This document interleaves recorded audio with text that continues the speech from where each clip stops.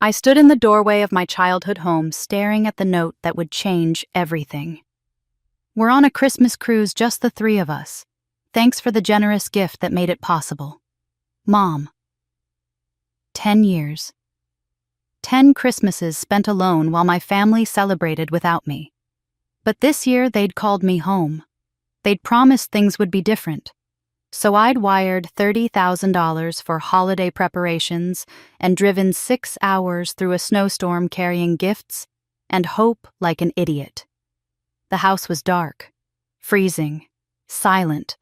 They'd taken my money and left me behind, again. But here's what they didn't know, what they couldn't have known, when they were celebrating on that luxury cruise, toasting with champagne I'd paid for. I was standing in an empty house that held 27 years of secrets. Secrets they'd spent my entire life keeping from me. Secrets about who I really was.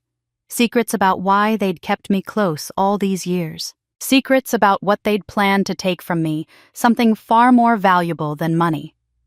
That night I froze every account they had access to, and while they panicked at sea, unable to pay their bill or dock at the next port, I started digging through the locked drawers and hidden files they thought I'd never find. What I discovered wasn't just financial exploitation. It was a conspiracy that stretched back before I could even remember. A conspiracy that explained everything and threatened to cost me more than money. It threatened to cost me my life. This is the story of how I uncovered the truth and how I made them pay for every single lie. My name is Allison Thomas. I'm 29 years old and I work as a financial analyst for a mid-sized firm in Boston. For the past decade, I've spent every Christmas alone in my small apartment telling myself it was fine, that family isn't everything, that I'd built a good life on my own. The snow had started falling around Hartford, fat flakes that stuck to my windshield and made the 6-hour drive feel twice as long. But I didn't mind. For the first time in 10 years, I was going home for Christmas. Not just showing up uninvited and hoping for the best, but actually invited. My mother had called 3 weeks ago, her voice warm in a way I hadn't heard in years. "We want you home this Christmas, Allison. It's been too long. Let's make it special." Those words had played on repeat in my mind ever since, like a song I couldn't stop humming. I'd gone overboard with the gifts, I knew that. But after so many years of being the one left out, the one whose name was mentioned as an afterthought, if at all, I wanted to show them I belonged. I wanted to prove I was worth including. The back seat of my Honda was packed with carefully wrapped presents. A cashmere scarf for my mother in the exact shade of blue. She loved a leather-bound notebook for my father, who still kept handwritten journals. And for Emma, my younger sister, a vintage record player she'd mentioned wanting years ago. I'd tracked it down on eBay and paid more than I should have, but the thought of her face lighting up made it worth every penny. The $30,000 had hurt. I won't pretend it didn't. When my mother called 2 weeks ago asking if I could help with holiday preparations, explaining that they wanted to make this Christmas unforgettable, but were stretched thin financially, I'd hesitated for maybe 5 seconds before saying yes. She'd sent me a detailed text afterward, catering costs, decorations, a few special gifts for Emma, whose health had been difficult lately. "We want everything to be perfect now that you're finally coming home," the text had read. So I'd wired the money the next day, pulling from my carefully maintained savings account, the one I'd been building for years with some vague idea of buying a house someday. But this was family. This was finally being welcomed back after a decade of polite excuses about why I couldn't come home for the holidays. It's just easier with a smaller group. Emma's health is so fragile, we need to keep things quiet. Maybe next year. I'd heard them all. I'd believed them all. And now, driving through the snow toward the familiar Victorian house on Maple Street, I let myself believe that this year would be different. The house looked beautiful from the outside. The Christmas wreath hung on the front door, pine and red berries dusted with fresh snow. White lights lined the porch railing, twinkling in the early evening darkness. I sat in my car for a moment, engine running, heater blasting, just looking at it. This was the house I'd grown up in, where I'd learned to ride a bike in the driveway, where I'd done homework at the kitchen table, where I'd lived until I was 18 and left for college. It should have felt like coming home. Instead, it felt like approaching a threshold I wasn't sure I was allowed to cross. I gathered my courage along with the presents and made my way up the front walk. The porch steps creaked the way they always had. I knocked first out of habit, then felt foolish and used my key. "Hello," I called out, pushing the door open. "I'm here." Silence answered me. The house was dark, completely dark. I flipped the light switch in the entryway, and the overhead fixture buzzed to life, casting harsh light over the empty hallway. No coats on the hooks, no boots by the door, no sounds of cooking or conversation or Christmas music playing from the living room speakers. "Mom, Dad, Emma." My voice echoed back at me, lonely and small. I set the presents down carefully by the door and walked deeper into the house. The living room was pristine, untouched. No Christmas tree, which seemed impossible. My mother always had the tree up by December 1st, decorated with ornaments collected over 30 years of marriage. The fireplace was cold ashes from some previous fire long swept away. The mantel held its usual array of family photos, but looking at them now, I noticed something I'd never paid attention to before. I was in fewer of them than I remembered. Emma's face appeared in frame after frame, beaming and healthy despite her supposed fragile condition. I was there too, but often slightly out of focus, on the edge cropped just a little too close. The kitchen was worse. It was clean, spotless. The kind of clean that meant no one had cooked here recently. No dishes in the sink, no ingredients on the counter, no smell of the gingerbread cookies my mother always made for Christmas Eve. The refrigerator hummed quietly, and when I opened it, I found mostly condiments and a half-empty carton of milk. Wherever my family was, they hadn't been preparing for any kind of celebration here. That's when I saw the note. It sat on the kitchen counter, propped against the napkin holder, written on my mother's monogrammed stationery in her neat, precise handwriting. My hands were shaking as I picked it up, though I didn't know why yet. Some part of me already understood what I was about to read, even if my brain hadn't caught up. "We decided to spend Christmas on a cruise, just the three of us. Thank you for the generous gift that made it possible. Merry Christmas, Mom." I read it 3 times, then a 4th. The words didn't change. Just the 3 of us. They'd taken my $30,000, the money I'd sent for holiday preparations, and used it to book a cruise. Without me.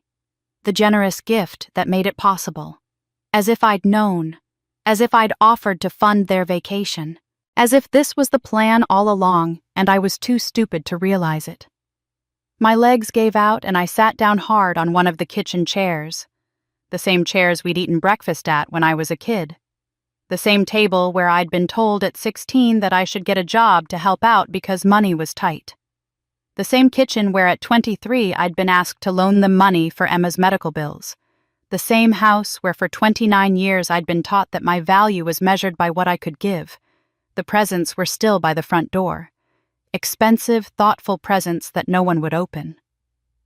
I looked around the empty kitchen at the dark house, at the note in my trembling hands, and felt something crack open inside my chest. It wasn't just sadness, though there was plenty of that. It was clarity. Cold, brutal clarity. That note didn't just ruin Christmas. It rewrote everything I thought I knew about my place in this family. I sat at that kitchen table for a long time, the note still in my hand, and let myself remember things I'd spent years trying to forget. "After everything we've done for you." That phrase had become the family anthem sung whenever I hesitated, whenever I questioned, whenever I tried to set any kind of boundary. My mother said it when I was 23 and suggested I couldn't afford to loan them $15,000 for Emma's medical treatment. My father said it when I was 25 and asked if maybe I could skip just one emergency that turned out not to be an emergency at all. Emma said it sweetly, sadly when I was 27 and explained I couldn't cover her car payment for the 3rd month in a row.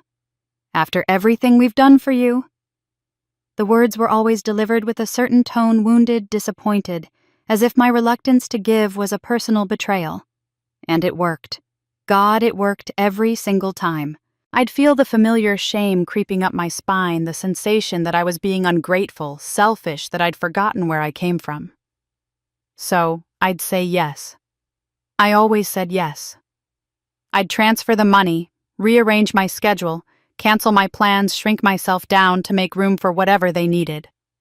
But sitting in that cold, empty kitchen, I realized something I'd never let myself think before. I couldn't remember a single time they'd said those words to Emma. I couldn't remember Emma ever being told she owed them something, that she needed to prove her gratitude, that her presence in the family came with a price tag attached. When Emma needed something, the family rallied. No questions asked, no guilt trips administered, no tallying of debts. When she wanted to go to that expensive art school at 19, my parents refinanced the house. When she decided to quit after a year because it wasn't her passion after all, they said it was fine, that she needed to find herself. When she moved back home at 22 and didn't work for 8 months, they called it recovery time. She needed support, they said. She needed space to heal.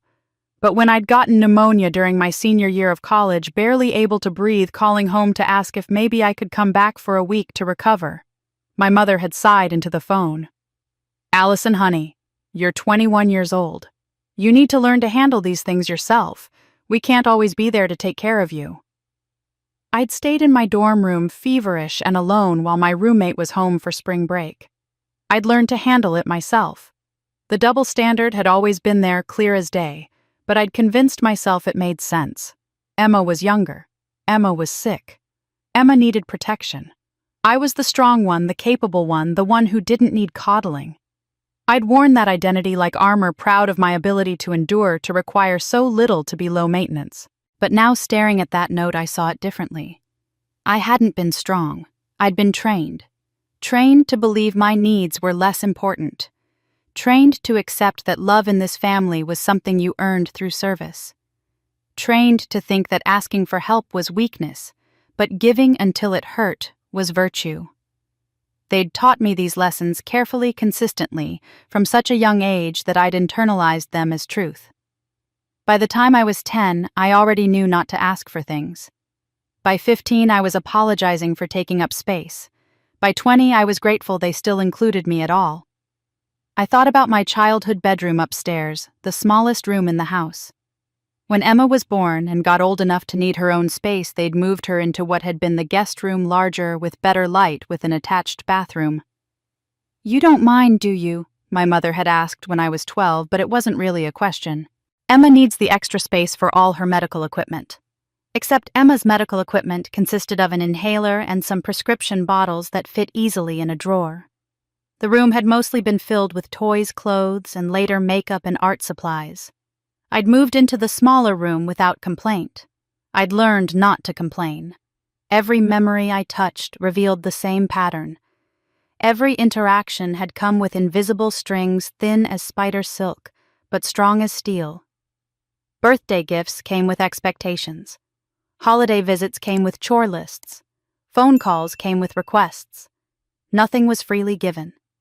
Everything had a price, and I'd been paying it my entire life without realizing I'd signed a contract I'd never agreed to. The phrase, "after all we sacrificed to raise you," echoed in my head, and for the first time I let myself ask, what exactly had they sacrificed? They'd had 2 children. They'd fed, clothed, and housed both of us. Isn't that what parents are supposed to do? Isn't that the basic obligation you accept when you decide to have children? Since when is fulfilling your parental responsibility considered a sacrifice that must be repaid with decades of financial support and emotional servitude? And yet they'd convinced me it was. They'd convinced me that my existence was such a burden, such an imposition, that I owed them everything.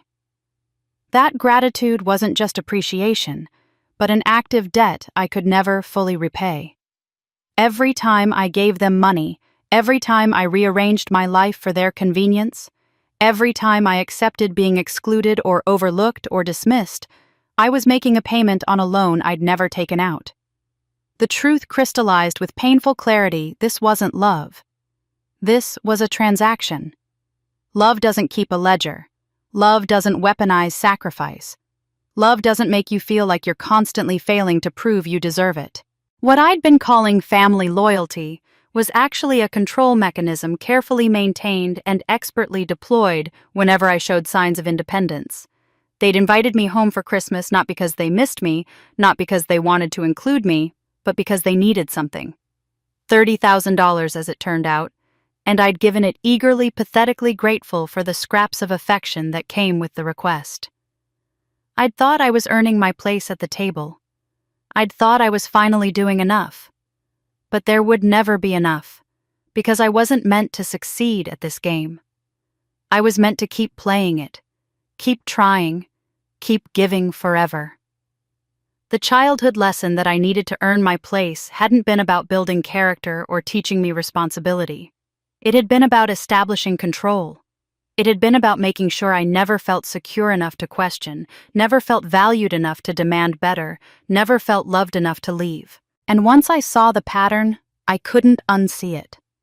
The patterns I'd just recognized stretched back as far as I could remember, roots running deep into my childhood. Emma had been born when I was 4 years old, and from that moment forward, the entire household had reorganized itself around her existence. She'd been born with a minor heart defect, something about a valve that didn't close quite right. The doctors had said it might resolve on its own, that she'd need monitoring, but would probably live a perfectly normal life. But my parents had heard heart defect and decided Emma was made of glass. I remember being 5 years old, told in hushed, serious tones that I needed to be quiet because Emma was sleeping. That I needed to be gentle because Emma was fragile. That I needed to understand because Emma was sick. The word sick was used constantly, though Emma ran and played and seemed perfectly fine to my child's eyes. But I learned quickly not to say that out loud. The one time I'd asked why Emma got to stay up late when I had to go to bed, my mother had looked at me with such disappointment. "Emma's heart is weak, Allison. She needs special treatment. I thought you were mature enough to understand that." I was 5, but I'd learned to be mature enough. By the time I was 8, I was making my own breakfast every morning, cereal or toast, whatever I could reach. My parents were always busy with Emma's morning routine, which involved medications and careful monitoring and a lot of attention. I'd walk myself to the bus stop, my backpack heavy on my small shoulders, while they drove Emma to school in the car.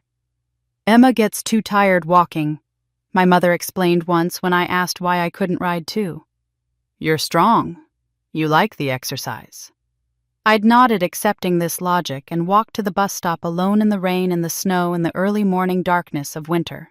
The narrative had been established early and reinforced constantly. Emma was delicate, precious, in need of protection. I was strong, capable, independent. Emma needed attention. I didn't. Emma required careful handling. I could handle myself. The roles were assigned before I was old enough to question them, and by the time I was old enough, they were so deeply ingrained that questioning felt like betrayal. Every family decision revolved around Emma's needs. Vacations were planned around her energy levels. Restaurants were chosen based on her dietary preferences. Holiday gatherings were sized to avoid overwhelming her. I learned to make myself small, to fade into the background, to never ask for anything that might compete with Emma's constant requirements. When I wanted to join the swim team in middle school, my mother had sighed. "The practices are at the same time as Emma's therapy appointments. I can't be 2 places at once, Allison. Maybe next year." There was no next year. There was never a next year. When I turned 15, money got tight. My father's business had hit a rough patch, and suddenly there were conversations about budgets and sacrifices. I'd come home from school one day to find my parents sitting at the kitchen table with serious expressions. "We need to talk about everyone doing their part," my father had said. What that meant, I learned, was that I needed to get a job. "You're old enough to work now," my mother had added. "It'll be good for you. Build character. Emma's medical expenses are significant, and we all need to contribute." So I'd gotten a job at a local coffee shop, working after school and on weekends. I'd hand over half my paycheck to help with family expenses, proud that I was contributing, that I was being responsible. Emma, meanwhile, received an allowance for doing light chores, taking out the trash when she felt up to it, occasionally loading the dishwasher. I didn't question it. Emma was sick. Emma needed things. I was strong enough to work for mine. The winter I was 16, both Emma and I needed new coats. We'd gone to the mall together, a rare family outing. My mother had taken Emma to the nice department store, helping her try on a beautiful wool coat with a fur-trimmed hood, $200, marked down to $150. "It's perfect on you, sweetheart," my mother had cooed, zipping it up, adjusting the collar. Then she'd turned to me. "Allison, why don't you check the clearance rack in that store we passed? I saw some coats there for $30 or $40. You're practical. You don't need anything fancy." I'd nodded, mature enough to understand, and gone to find my own coat. I'd chosen a thin navy blue parka from the clearance rack, $29, and told myself it was fine. It was warm enough. It was good enough for me. Emma had twirled in her coat, delighted with the soft fur and the flattering cut, and I'd smiled and told her she looked beautiful. And she had. She always did. Emma glowed in our parents' attention like a flower in sunlight, while I'd learned to grow in the shade. These incidents weren't presented as unfair. They were framed as reality, as necessity, as me being mature enough to understand. I was taught to take pride in needing less, in being the low-maintenance child, in not creating problems. "You're so easy," my mother would say sometimes, and I'd beam with pleasure, not recognizing the statement for what it was, an expectation, not a compliment. But over the years, underneath all the careful justifications about Emma's health and Emma's needs, I'd begun to sense something else. Something that had nothing to do with heart defects or medical requirements. It was in the way my mother's face softened when she looked at Emma, but remained neutral when she looked at me. It was in the way my father's voice warmed when Emma entered a room, but stayed level when I appeared. It was in the way family stories were told at gatherings. Emma's funny moments, Emma's achievements, Emma's opinions while I was present but somehow absent from the narrative. I'd look at family photos later after everyone had gone to bed and notice things I'd never let myself see before. In picture after picture, Emma was centered in focus, smiling directly at the camera. I was there too, but often slightly to the side, slightly out of focus, or cropped just a little too close to the edge. As if whoever was framing the shot had been focusing on Emma, and I'd simply happened to be in the frame. As if I was background, not subject. The favoritism was there, undeniable and constant, but it was disguised as circumstantial necessity. Of course Emma got more attention, she was sick. Of course Emma got nicer things, she needed cheering up. Of course Emma was the center of every conversation, her life was more precarious, more precious. The explanations were always reasonable on the surface, but underneath them ran a current of something colder. A distance that had nothing to do with birth order or personality. A coldness that predated Emma's birth that seemed almost fundamental to how my parents saw me. I belonged in this family technically. My name was on documents. I lived in the house. I was included in holiday cards. But I didn't belong the way Emma belonged. She was wanted. I was accommodated. She was cherished. I was tolerated. And I'd felt this difference my entire life without ever having the words to name it. I just never knew how different I really was or why. I'd spent my entire adult life trying to answer that question through action. If I couldn't understand why I was different, why I'd always felt like I was on the outside looking in, then maybe I could fix it. Maybe I could give enough sacrifice, prove enough that the difference wouldn't matter anymore. That was the unspoken rule I'd lived by. If I made myself useful enough, I'd become necessary. If I made myself generous enough, I'd become valued. If I gave enough, I'd finally belong. Every time I sent money, I was making a deposit in an emotional bank account that I believed would one day pay dividends. When I wired $15,000 for Emma's medical bills, I was buying proof that I was a good sister.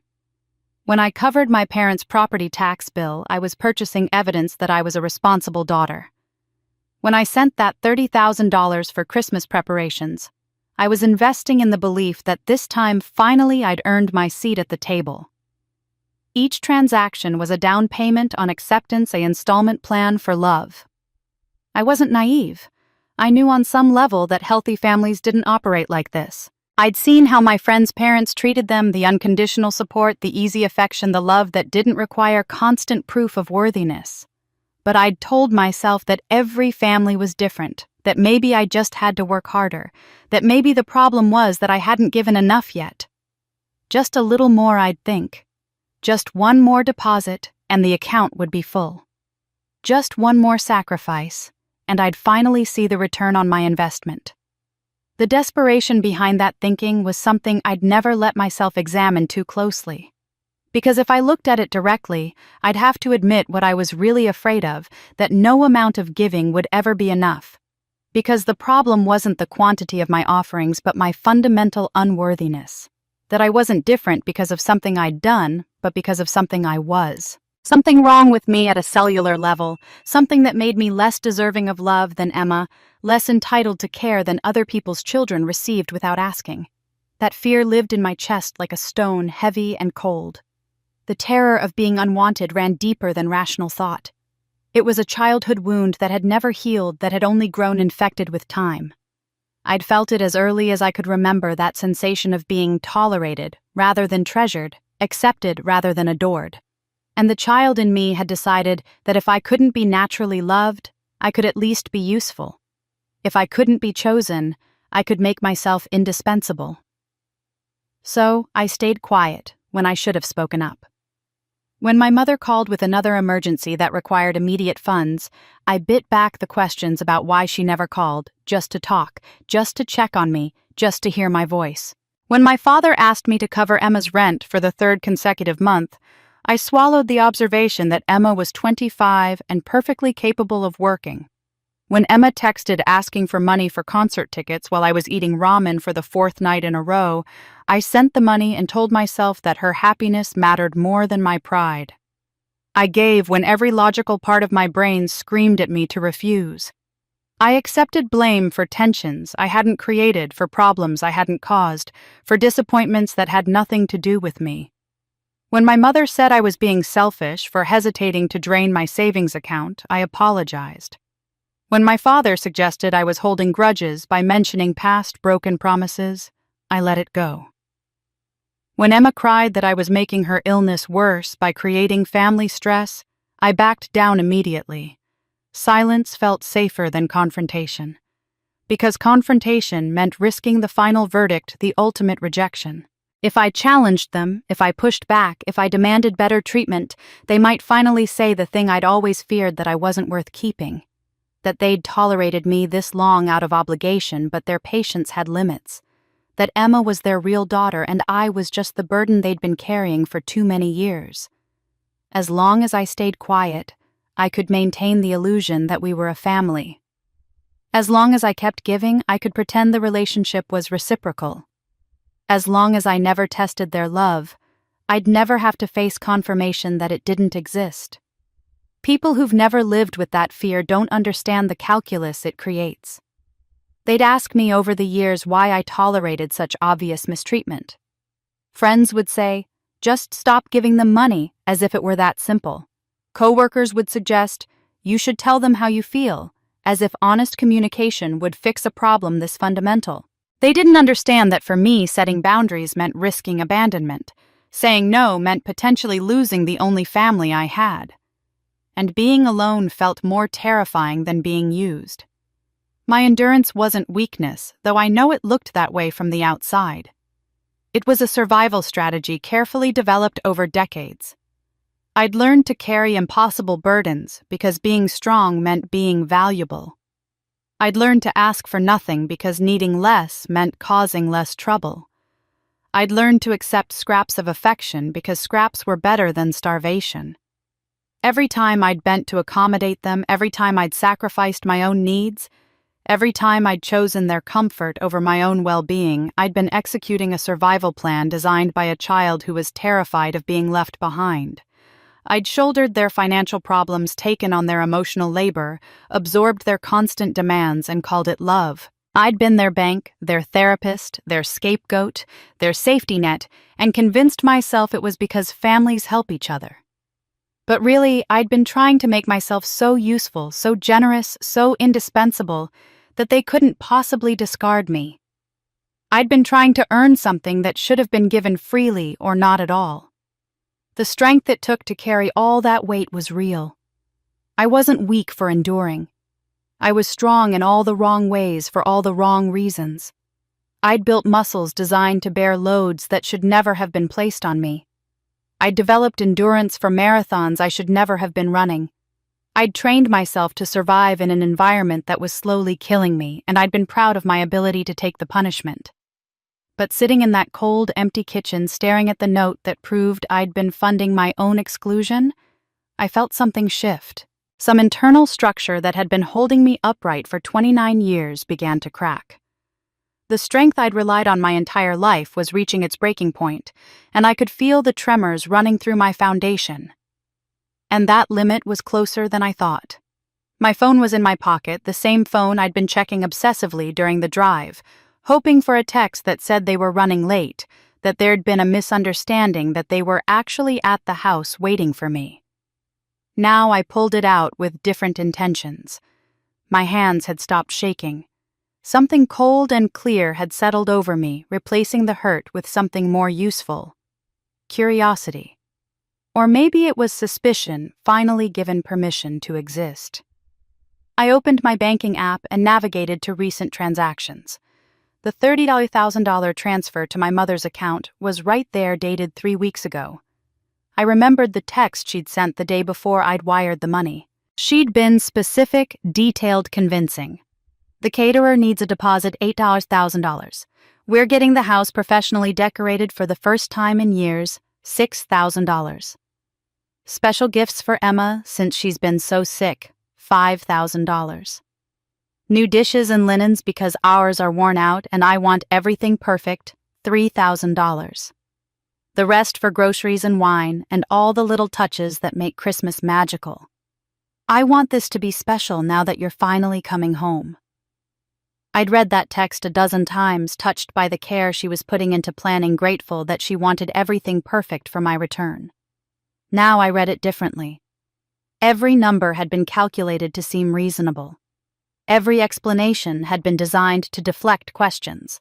The total had been just high enough to cover what they actually needed, with enough cushion that I wouldn't notice if the numbers didn't quite add up. I opened Instagram on a hunch, searching for my mother's profile. She rarely posted, but when I pulled up her page, there it was, a photo uploaded 6 hours ago. My mother and father on a ship deck ocean behind them, cocktails in hand, both smiling widely. The caption read, "Christmas in the Caribbean dreams do come true." 43 likes already. I recognized some of the names, family, friends, neighbors, people from their church. Emma had posted too, a selfie with a cruise ship railing behind her. Best Christmas gift ever, so grateful for this amazing family vacation. My finger hovered over the photo. Then I zoomed in on the ship's name visible on a life preserver in the background. Royal Caribbean Harmony. I opened a new browser tab and searched for it. The luxury cruise line's website loaded, showing their Caribbean Christmas packages. 7 days leaving December 20th from Miami, returning December 27th. I clicked through to pricing. A balcony suite for 3 adults during the Christmas week, $28,000. $28,000. Out of the $30,000 I'd sent. The remaining $2,000 would easily cover their flights to Miami, ground transportation, and onboard expenses. The math was too perfect to be coincidence. They hadn't spontaneously decided to take a vacation and forgotten to include me. This had been planned for months. Cruise bookings during Christmas required reservations made well in advance, deposits paid, flights coordinated. My mother had been planning this trip when she called 3 weeks ago asking for money. She'd already known they were going. She'd already decided I wasn't coming. She'd just needed me to fund it. The detailed text about catering and decorations and special gifts hadn't been about Christmas at all. It had been a script carefully written to extract exactly the amount of money they needed while making me feel included in the planning. Every lie had been intentional. Every detail had been designed to manipulate. I felt something crack wider in my chest, but it wasn't pain anymore. It was clarity, sharp and cold as ice.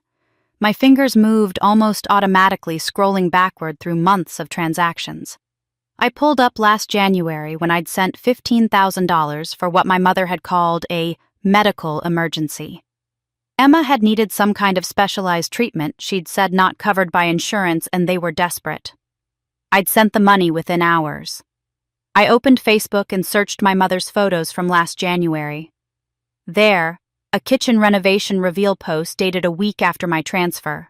Brand new cabinets, granite countertops, stainless steel appliances. Finally got our dream kitchen worth the wait.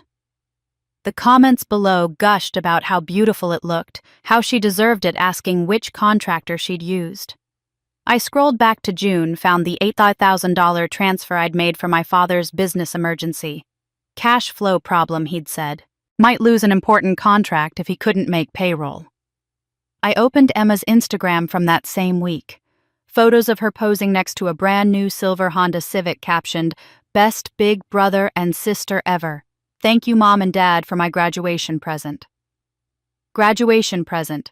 She'd graduated from a community college program in May. The car was her gift, purchased in June, the same week I'd sent money to save my father's failing business. The pattern was there, undeniable and damning, once I knew to look for it. September's $5,000 for property tax that would result in foreclosure if unpaid 2 weeks later. My father posted photos from a golf trip to Myrtle Beach. March's $3,000 for Emma's medication that insurance suddenly wouldn't cover the next week. My mother had tagged herself at a day spa with Emma, celebrating Emma's birthday with much-needed pampering. Every emergency had been fake. Every crisis had been manufactured. Every desperate plea had been a calculated extraction. They'd treated me like an ATM machine, inserting the correct combination of guilt and fear and family obligation, then walking away with the cash. And I'd never questioned it. I'd never even thought to verify their stories, because the idea of my family lying to me, of them actively deceiving me for money, had been unthinkable. But the evidence was right there in black and white and Instagram filters. This wasn't dysfunction. This wasn't neglect. This was systematic financial exploitation spanning years. They had identified me as a resource, and they'd been mining that resource methodically, using emotional manipulation as their primary tool. My mother's detailed texts explaining exactly what the money was, for my father's serious tone when discussing business troubles. Emma's tearful calls about medical expenses. It had all been theater. Scripted performances designed to hit my specific vulnerabilities. They knew I was desperate to help. They knew I was desperate to be needed. They knew I was desperate to prove I belonged. And they'd weaponized that desperation with the precision of people who'd been studying my weaknesses my entire life. The cruise wasn't spontaneous. The exclusion wasn't oversight. The lies weren't mistakes. This was who they were. And this was what I was to them: a bank account with sentimental attachment, easy to manipulate, reliable in delivery, requiring only the maintenance cost of occasional inclusion. My mother had composed that text about holiday preparations, knowing exactly which words would open my wallet. She'd invoked Emma's name, knowing I'd never refuse if it was framed as being for my sister. She'd made it specific enough to seem legitimate, but vague enough that I wouldn't ask for receipts. They'd banked on my guilt, my love, and my desperate need for acceptance. They'd known I wouldn't question them, because questioning meant doubting, and doubting meant acknowledging that my family might not be what I needed them to be. That's when I stopped waiting for answers and started looking for them. I sat with my phone in my hand, staring at the evidence of years of manipulation, and felt the familiar pull toward my old strategy. The easiest thing to do would be to close these apps, delete this history from my mind, and pretend I'd never looked. They'd come home from their cruise in 5 days, tanned and relaxed, and I could smile and say I understood that emergencies happen, that maybe we could reschedule for New Year's. I could absorb this hurt the way I'd absorbed all the others, letting it settle into that deep place inside me where I kept every disappointment and betrayal carefully filed away and never examined. Silence had maintained family peace for nearly 3 decades.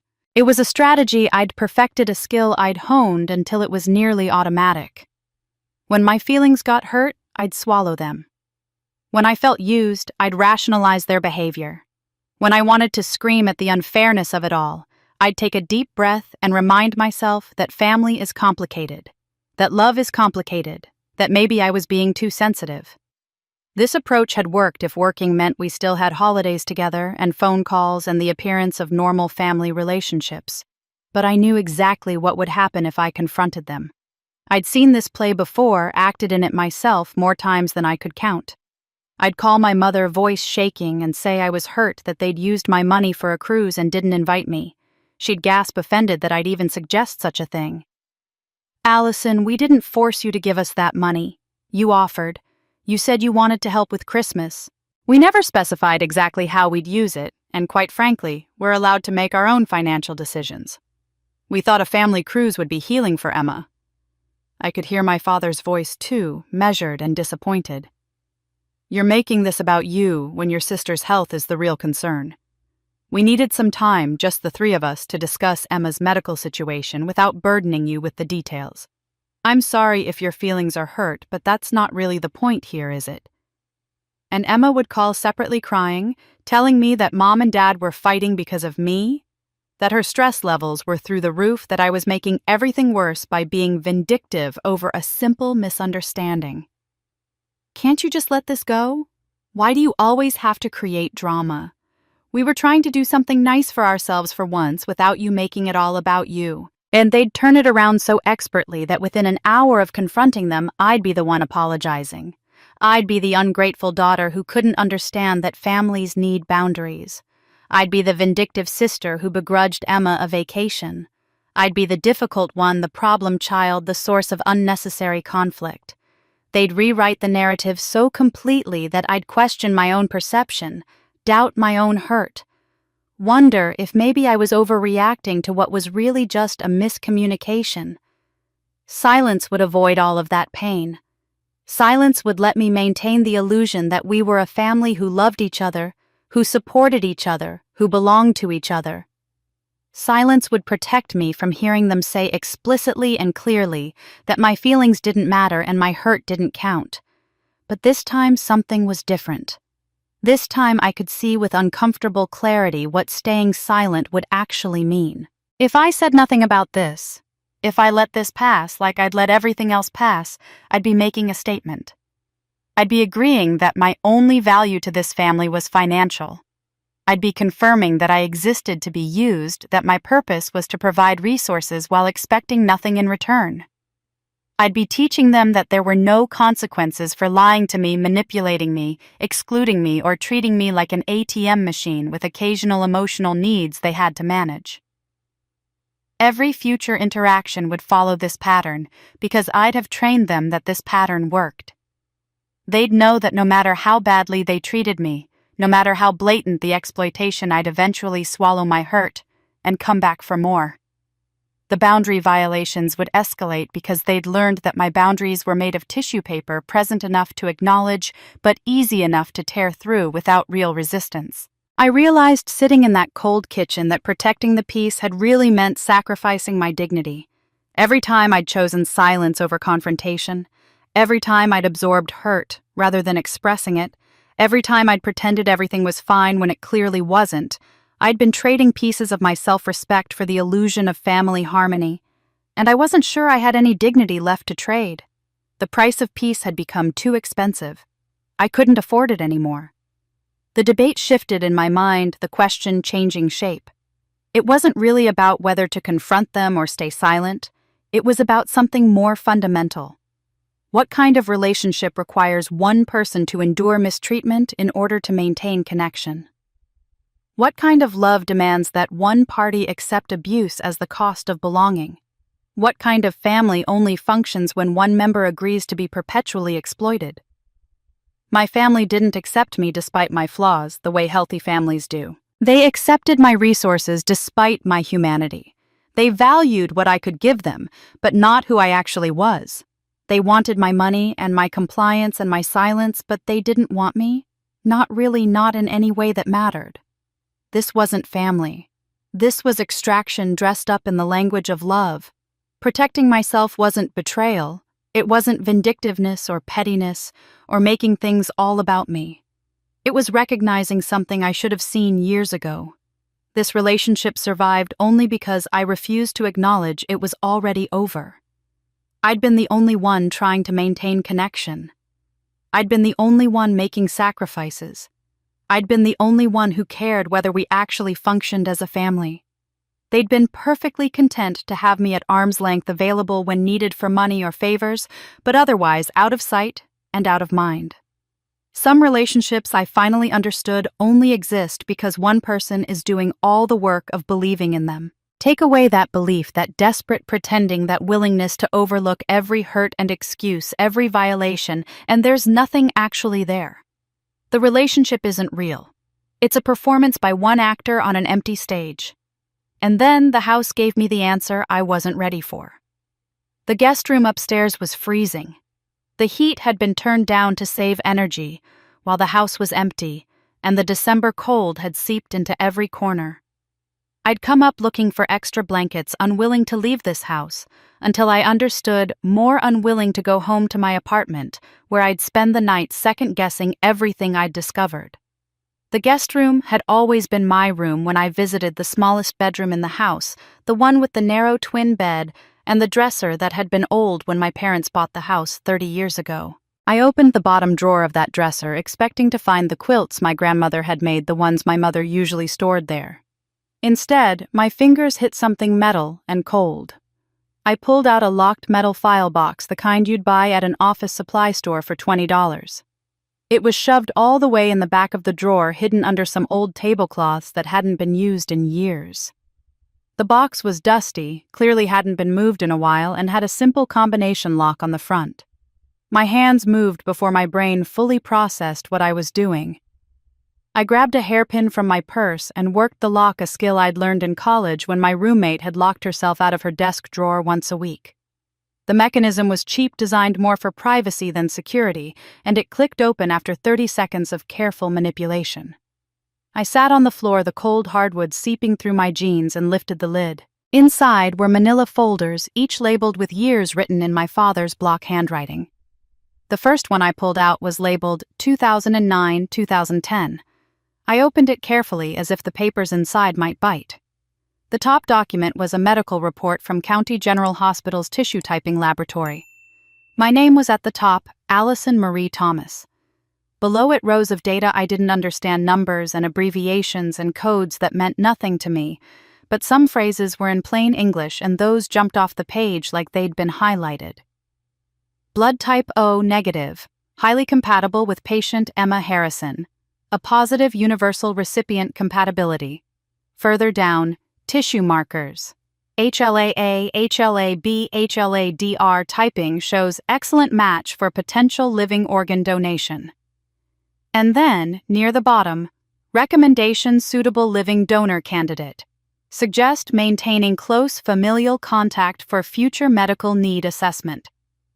The date on the report was October 2009. I would have been 14 years old. Emma would have been 10. Paperclipped to the front of this report was a small piece of notepaper, the kind my father kept by the phone in his office. In his handwriting, backup plan keep close, R.H. Robert Harrison.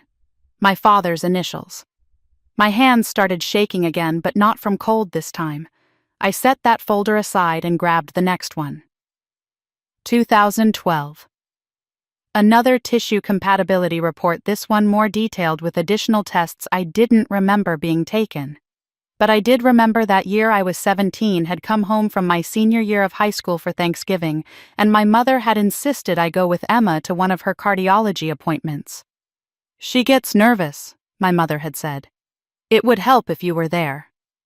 At the appointment, the nurse had drawn blood from both of us, saying something about checking Emma's blood counts, and since I was there, might as well update my records too. I hadn't questioned it. Why would I? The report concluded with the same assessment: highly compatible, suitable donor candidate. Someone had underlined those words in red pen. I pulled out folder after folder. 2016. I was 21, home for Christmas, had gone to the local clinic complaining of flu symptoms. They'd drawn blood for testing. 2021. I was 26, visiting for Emma's birthday, had agreed to go to a health screening fair at their church because my mother insisted the whole family should get checked. Each time blood had been drawn. Each time I'd thought nothing of it. Each time my compatibility with Emma had been documented, updated, confirmed. The medical terminology was mostly beyond me, but I understood enough. These weren't routine tests.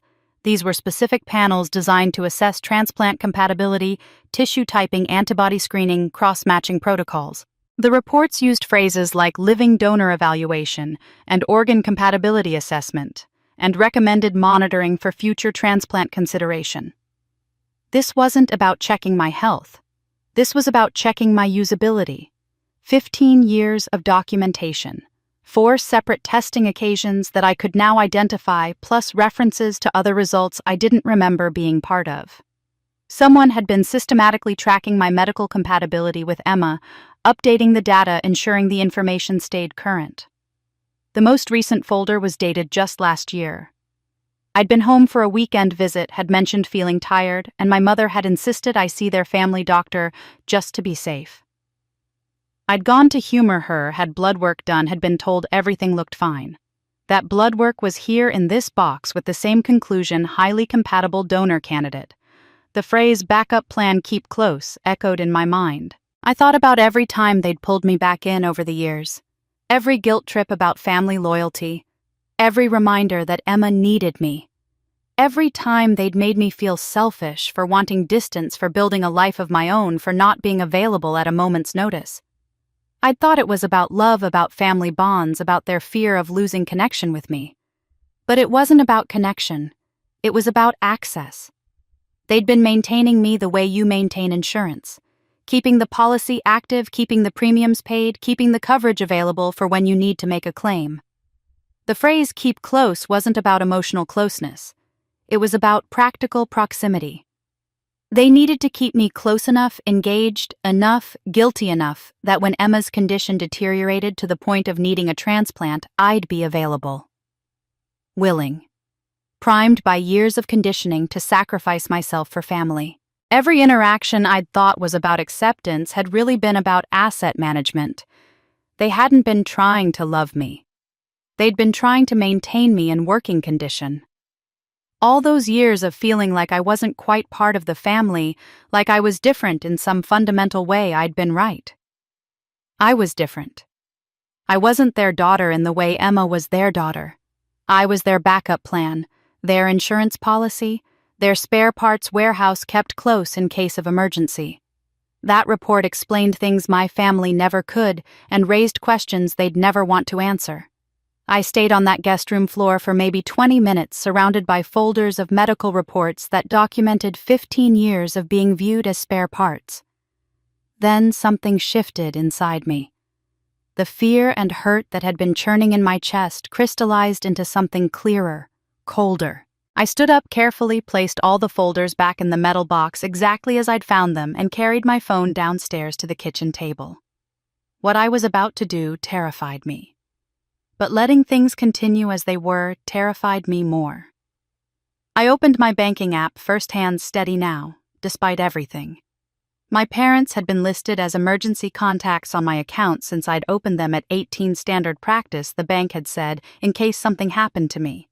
I navigated to settings and deleted both names. The app asked me to confirm, "Are you sure you want to remove these emergency contacts?" I clicked yes without hesitation. Robert Harrison deleted, Diane Harrison deleted. The screen refreshed, showing only my name. The simplicity of it felt profound.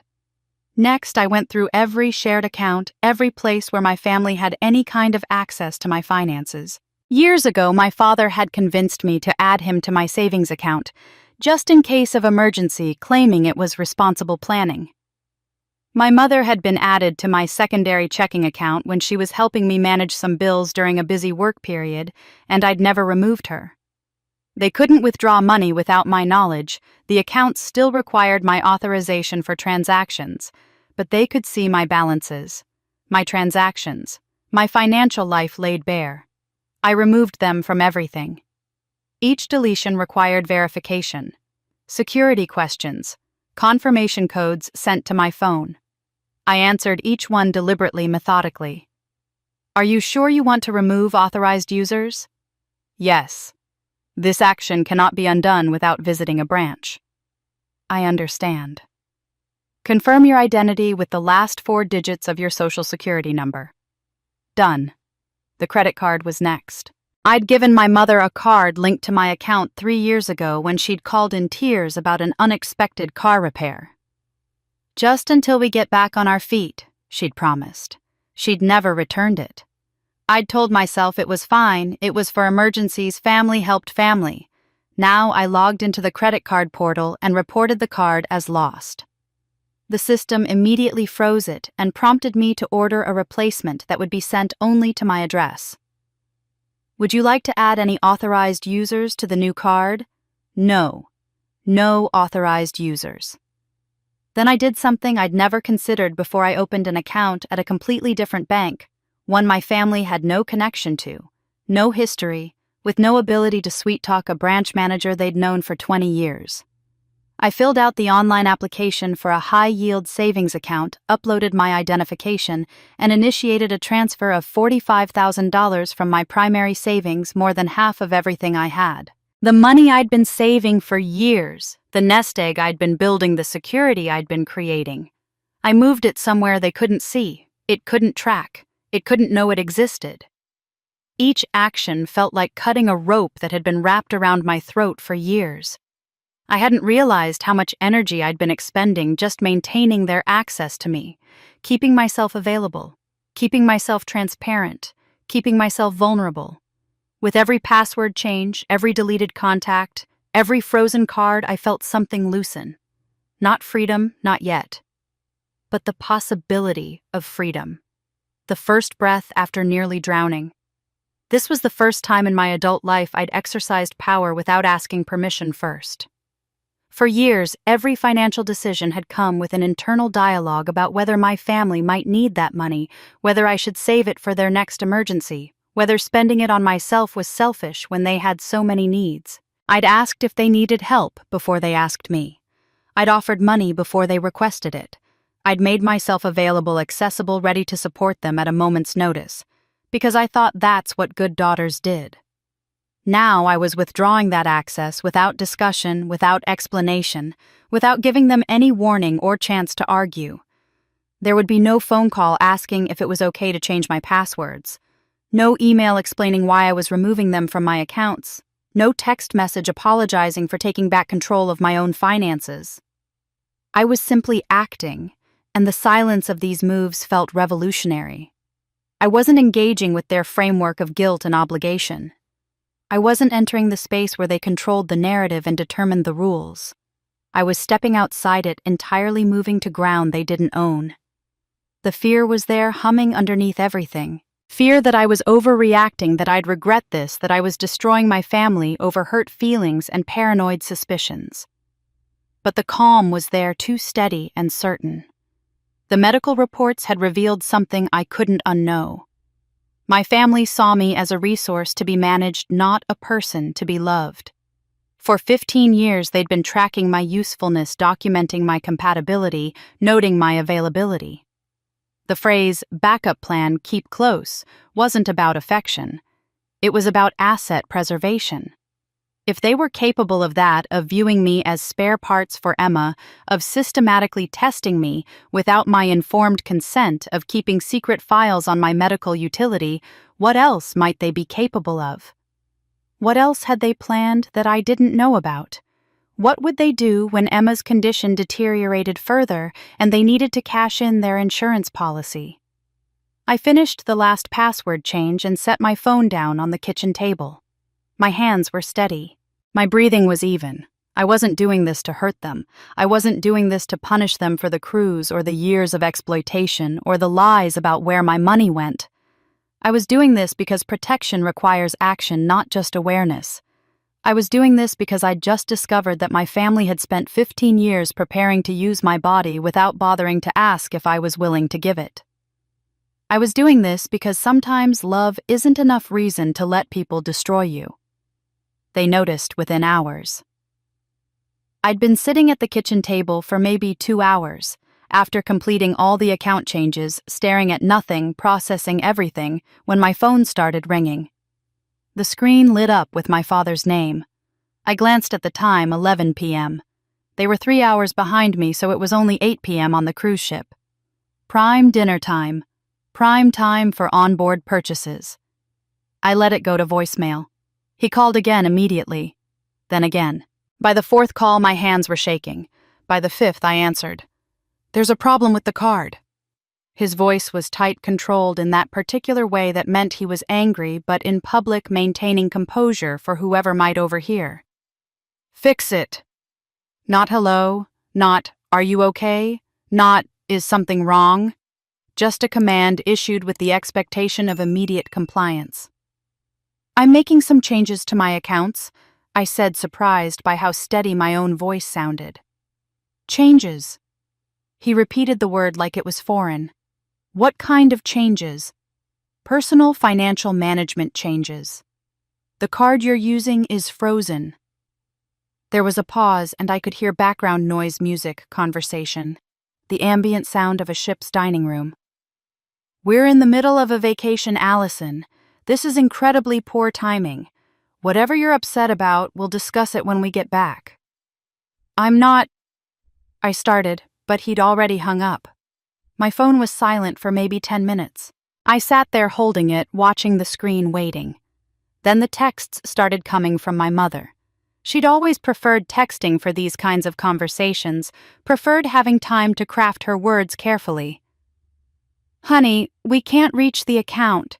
Are you upset about the cruise? We thought you'd understand we needed family time with just the three of us. Emma's health is so fragile, we didn't want the stress of a bigger gathering. You've always been so understanding." I read it 3 times, marveling at the construction.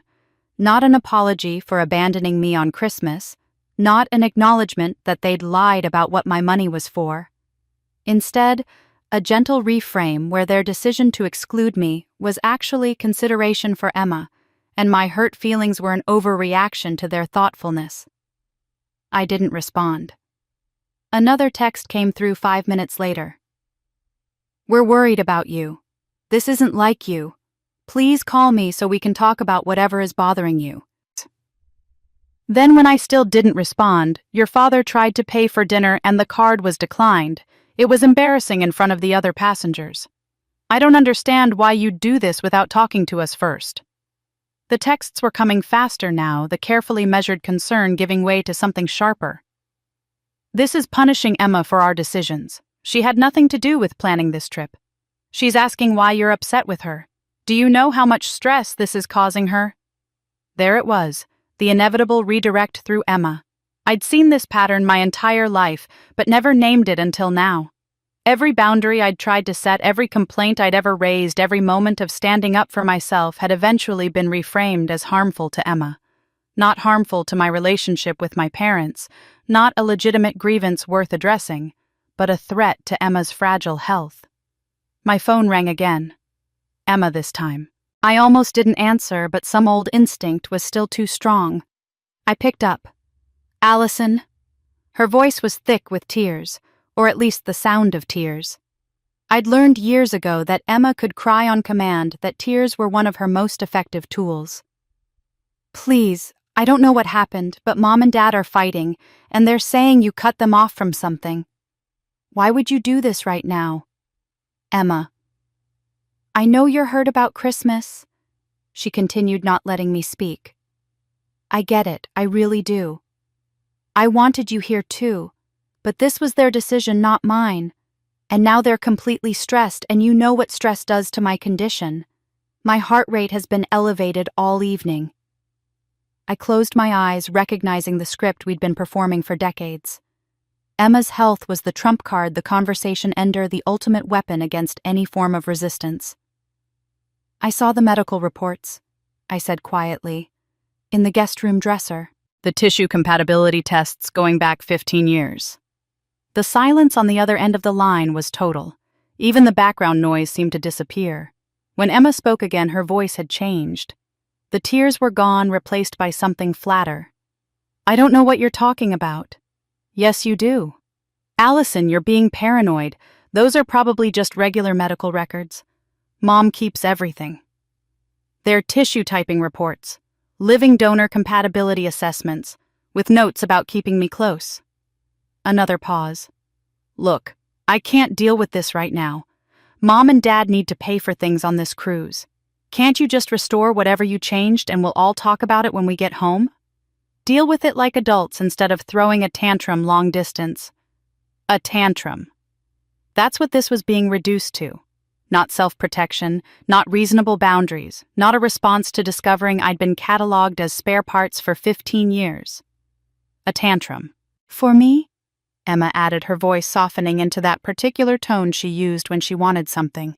Please, you know I'm not part of whatever is going on between you and Mom and Dad.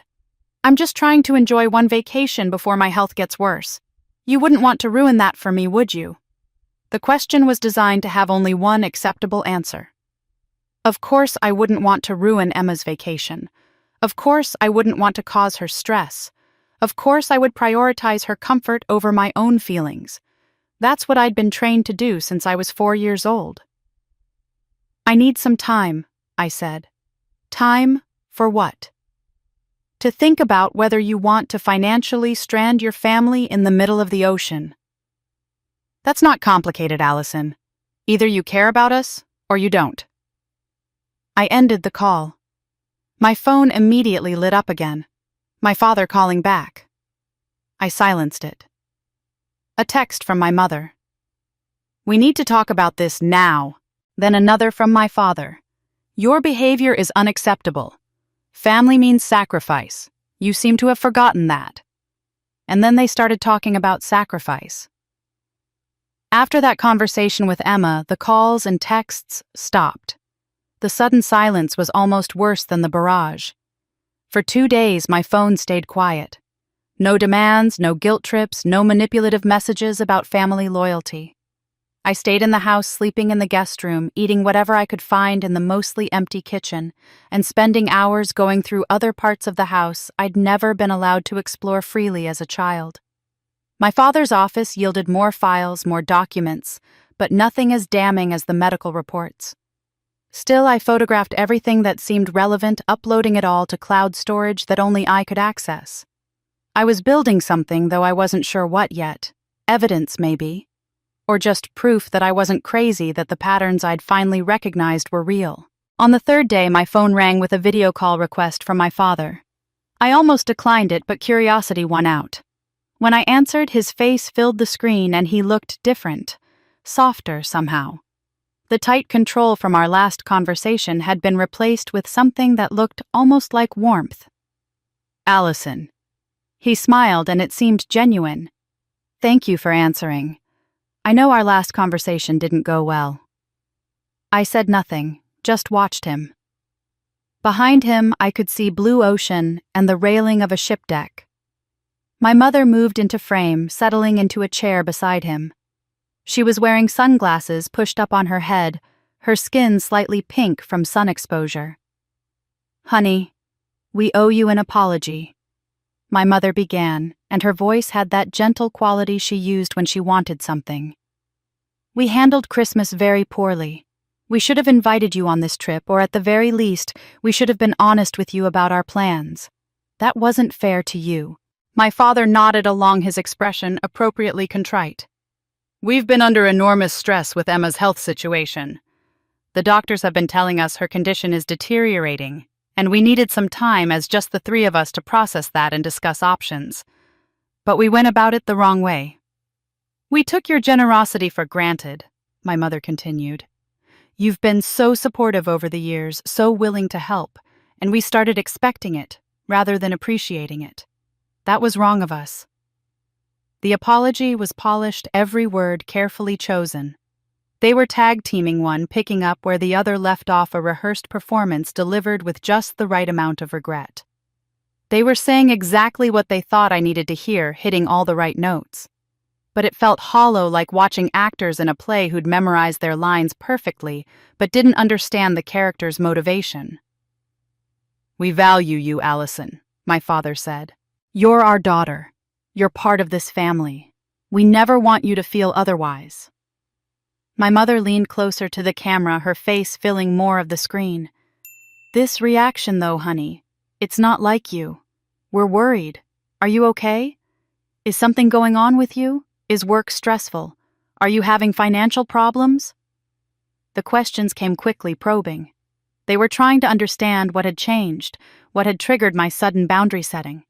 They needed to diagnose the problem so they could fix it, restore the status quo, return me to my previous state of compliance. "I'm fine," I said, my voice flat. "Work is fine. Finances are fine." "Where are you right now?" my father asked, squinting at the background visible behind me. "I'm at the house. I stayed here rather than driving back to Boston that night." Something flickered across his face, surprise, then concern, then something I couldn't quite identify. He exchanged a quick glance with my mother. "You've been staying at the house for 3 days." "Yes." "Going through old rooms?" he asked, his tone careful, measured. "Sometimes being alone in childhood spaces can bring up a lot of memories. Nostalgia can make us overthink things, see patterns that aren't really there." He was fishing, trying to figure out what I'd found, what I knew. The question about going through old rooms wasn't casual. He was worried. They both were. I could see it in the way my mother's smile had tightened, the way her hand reached over to touch my father's arm. "I found some things," I said, deliberately vague.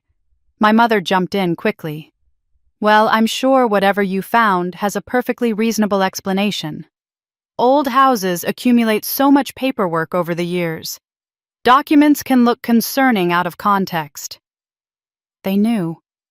They knew I'd been going through their things, and they were already working on damage control, preparing explanations, getting ahead of whatever I might have discovered. My father cleared his throat.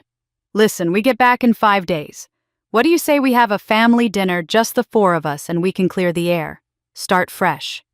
We'll be honest with you about Emma's medical situation, about our finances, about everything. No more secrets, no more misunderstandings. We'll acknowledge everything you've done for this family, and make sure you know how much we appreciate you. Better communication going forward," my mother added. "We'll establish boundaries that work for everyone. Make sure you never feel taken advantage of again." It was the apology I'd wanted for years, the acknowledgement I'd been desperately seeking, the promise of honesty and appreciation and being valued as a member of the family. They were offering me everything I'd been trying to earn through sacrifice and money and silence. And they were offering it exactly when I most doubted their sincerity. "I'll think about it," I said. "That's all we ask," my father said, smiling again. "Just think about it. We love you, Allison.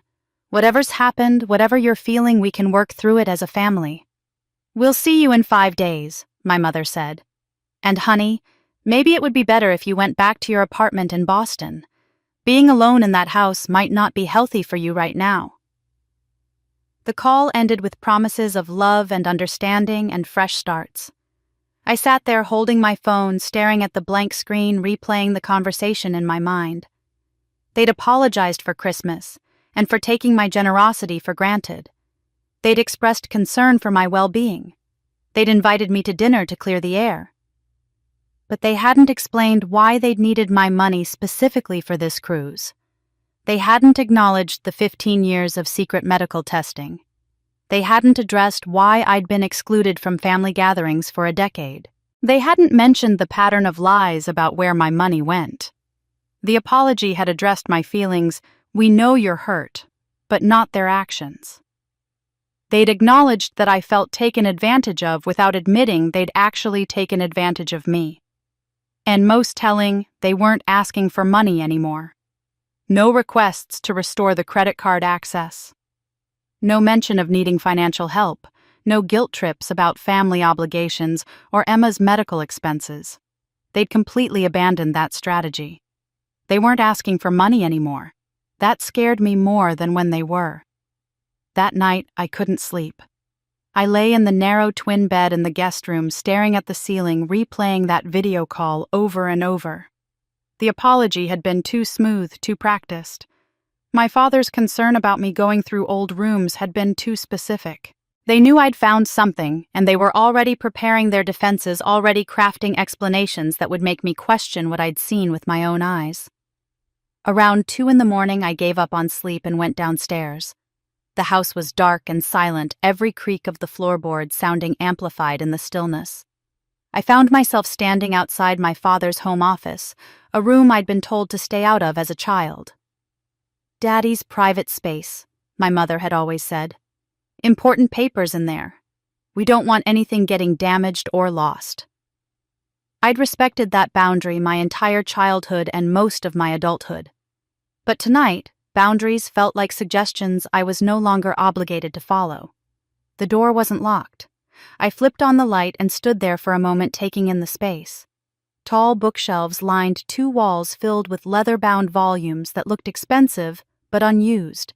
My father's desk dominated the room, a massive oak piece that had probably cost more than my first car. Filing cabinets stood against the far wall, and a small safe sat in the corner, its door slightly ajar and empty. I started with the desk drawers. Files of business documents, old tax returns, receipts organized by year. Nothing particularly interesting.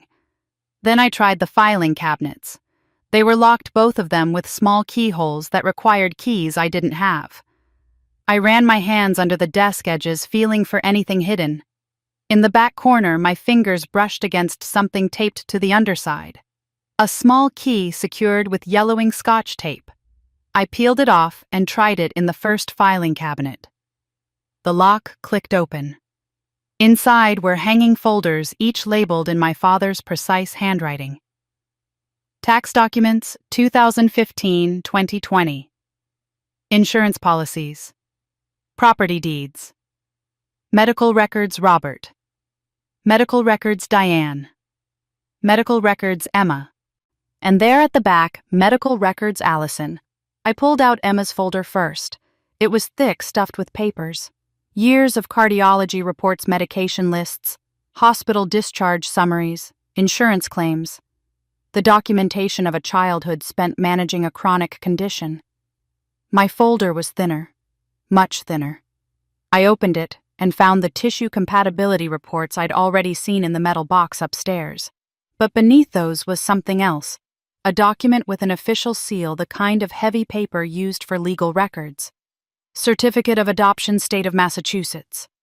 My hands started shaking before I'd even read the full document. The words blurred and refocused as I tried to process what I was seeing. Be it known that Allison Sarah Mitchell, minor child, aged 3 years and 6 months, born January 15, 1995, is hereby legally adopted by Diane Marie Mitchell Harrison and Robert James Harrison, who shall henceforth be known as her legal parents with all rights and responsibilities therein. The date on the adoption was August 1998. I was 3.5 years old. The biological mother was listed clearly, Sarah Ann Mitchell, deceased. Sarah Mitchell. My mother's maiden name had been Mitchell. I'd seen it on old wedding announcements on documents from before she married my father. But this wasn't about Diane. This was about Sarah. I tore through the office, opening every drawer, searching every shelf. In the bottom drawer of the desk, I found an old address book, the kind with alphabetical tabs, leather cover worn soft with age. I flipped to M first, then to S. There, written in faded ink, Sarah sister, followed by an address in the same town, a phone number with a local area code. Both crossed out heavily in black ink, the kind of crossing out that's meant to be final, permanent, erased. Sister. Diane's sister. I grabbed my laptop from where I'd left it in the living room and brought it back to the office. My fingers trembled as I typed Sarah Mitchell obituary 1998, along with the name of this town. The first result made the room tilt.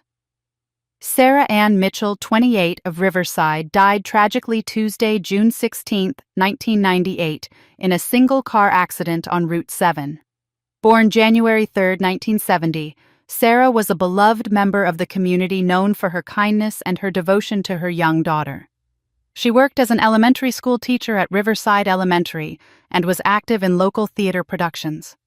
Sarah is survived by her sister Diane Mitchell Harrison, brother-in-law Robert Harrison, and her daughter Allison Mitchell, age 3. A memorial service will be held Saturday at Riverside Community Church. In lieu of flowers, donations may be made to the Children's Education Fund in Sarah's name. I read it 3 times, then a 4th. Each time the same words jumped out at me. Her daughter, Allison Mitchell, age 3. Sarah Mitchell was my mother, my biological mother. And Diane, the woman I'd called Mom my entire life, was my aunt, her sister. The family resemblance I'd never quite been able to place suddenly made sense. I didn't look like Diane and Robert because I wasn't their biological child, but I looked similar enough because I shared DNA with Diane.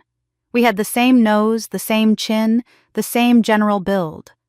I'd always thought it was coincidence the way adopted children sometimes happen to resemble their adoptive parents. But it wasn't coincidence. It was genetics. The confusion I'd sometimes seen on distant relatives' faces at family gatherings suddenly made sense too.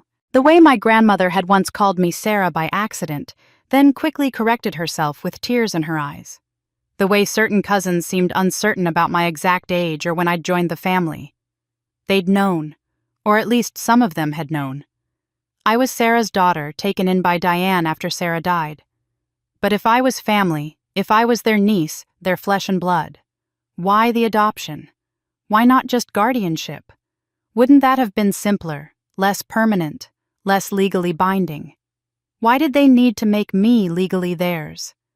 Why did they need to erase Sarah from my identity, changing my last name from Mitchell to Harrison, making it as if I'd always been theirs? And why did I have no memories of her? I was 3.5 when she died. Most people have at least some memories from that age, but when I reached back into my earliest recollections, there was nothing. No woman who might have been Sarah. No home that wasn't this one. No life before being Allison Harrison. It was as if my existence began at age 4 in this house with these parents with no history before that. The obituary said she died in June. The adoption was finalized in August. 2 months. They'd waited exactly long enough to be legally appropriate, then they'd erased every trace of Sarah from my life. I wasn't raised to belong, I was raised to be available. I sat in my father's office with that obituary on the screen, and somewhere in my mind a question formed that I couldn't ignore. How exactly had Sarah died? The obituary said, tragically in a single-car accident. But that phrase could mean anything.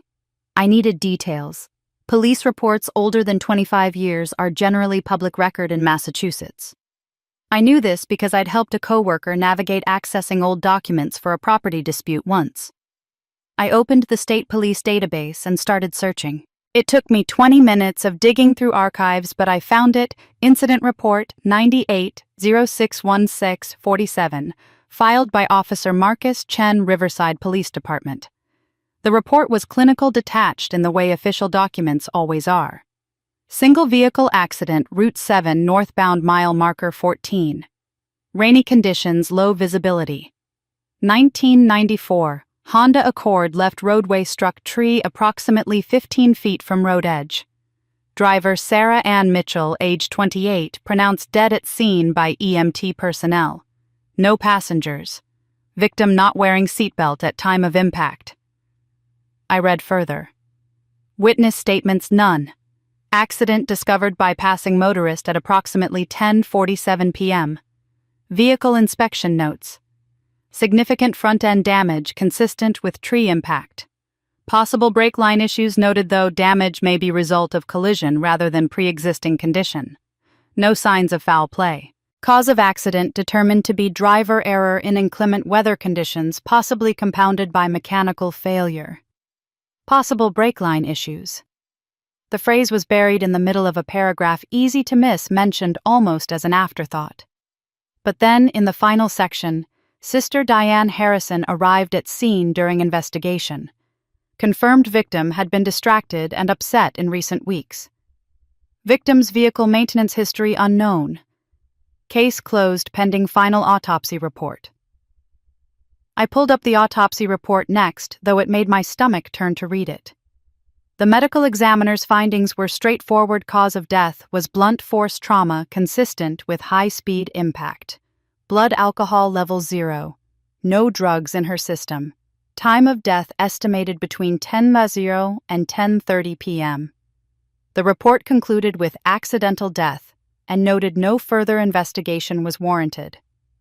The police had accepted the accident explanation and closed the case within a week. Sarah had died in the rain on a dark road. Her car had failed somehow, and that was the end of it. Except for that one line about brake lines. I spent the next hour searching for anything else about the accident. Local newspaper archives from 1998 showed a brief article, "Local Teacher Dies in Crash." Nothing new, just a rehash of the basic facts.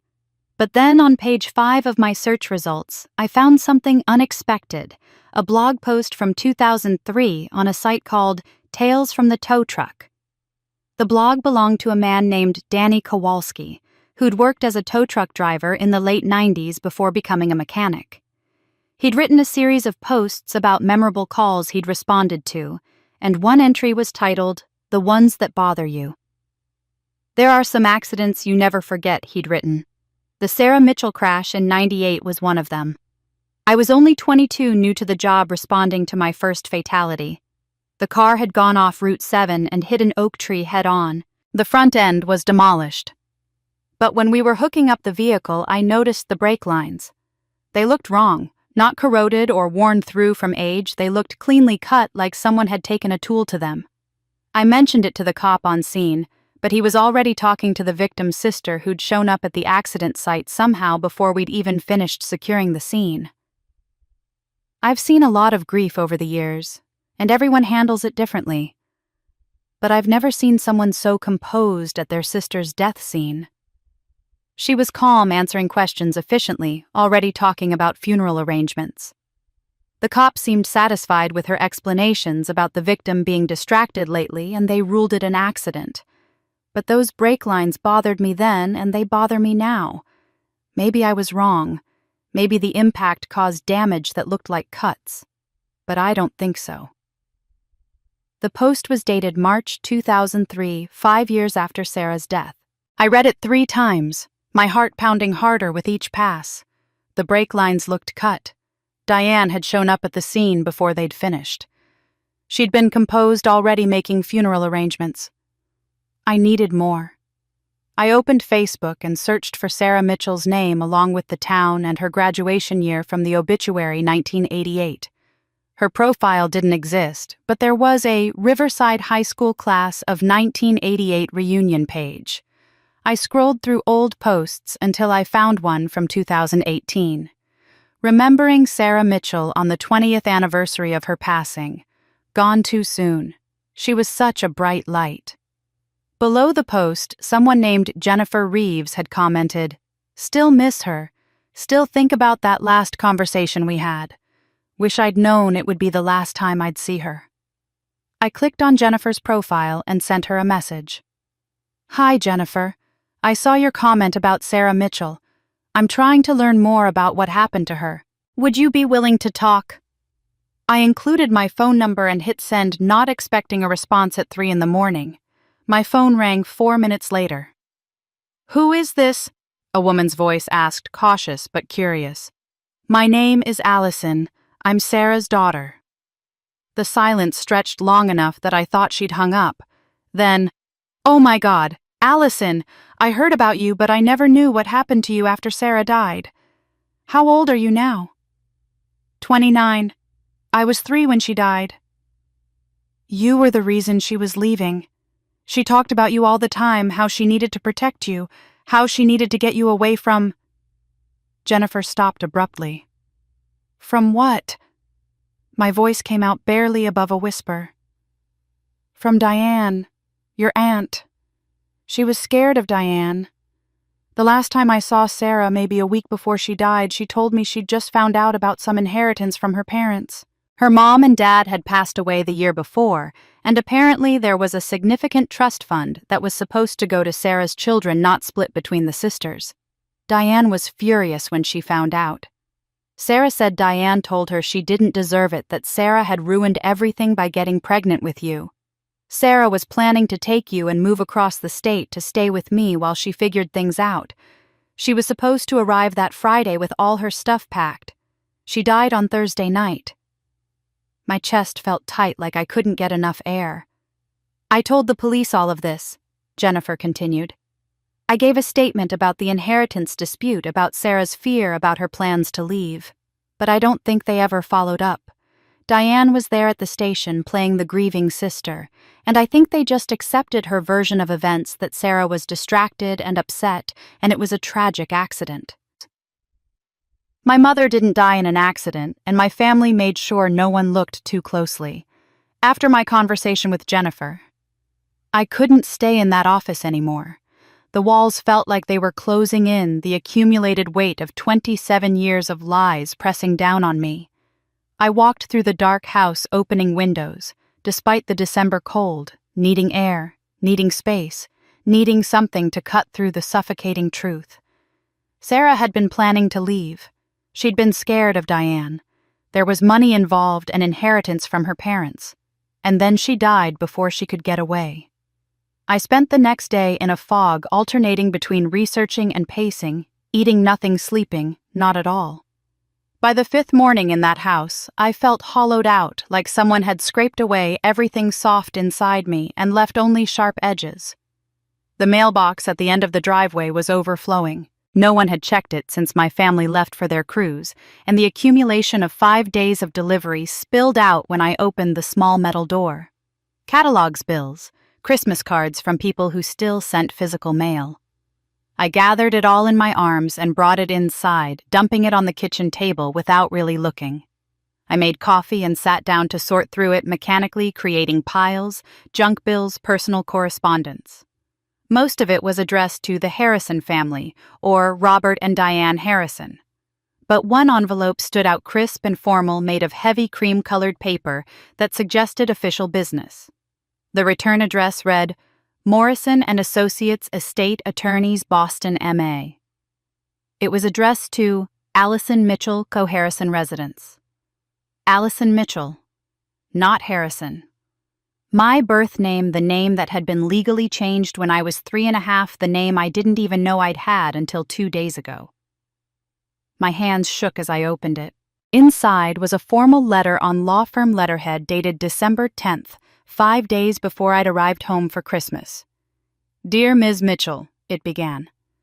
Our firm has been attempting to locate you for the past 6 months regarding the Mitchell Family Trust established by Harold James Mitchell and Margaret Ann Mitchell in 1997. Our records indicate you will turn 30 years of age on January 15, 2025. The trust documents stipulate that assets be distributed to biological descendants of Sarah Ann Mitchell upon reaching the age of 30 years.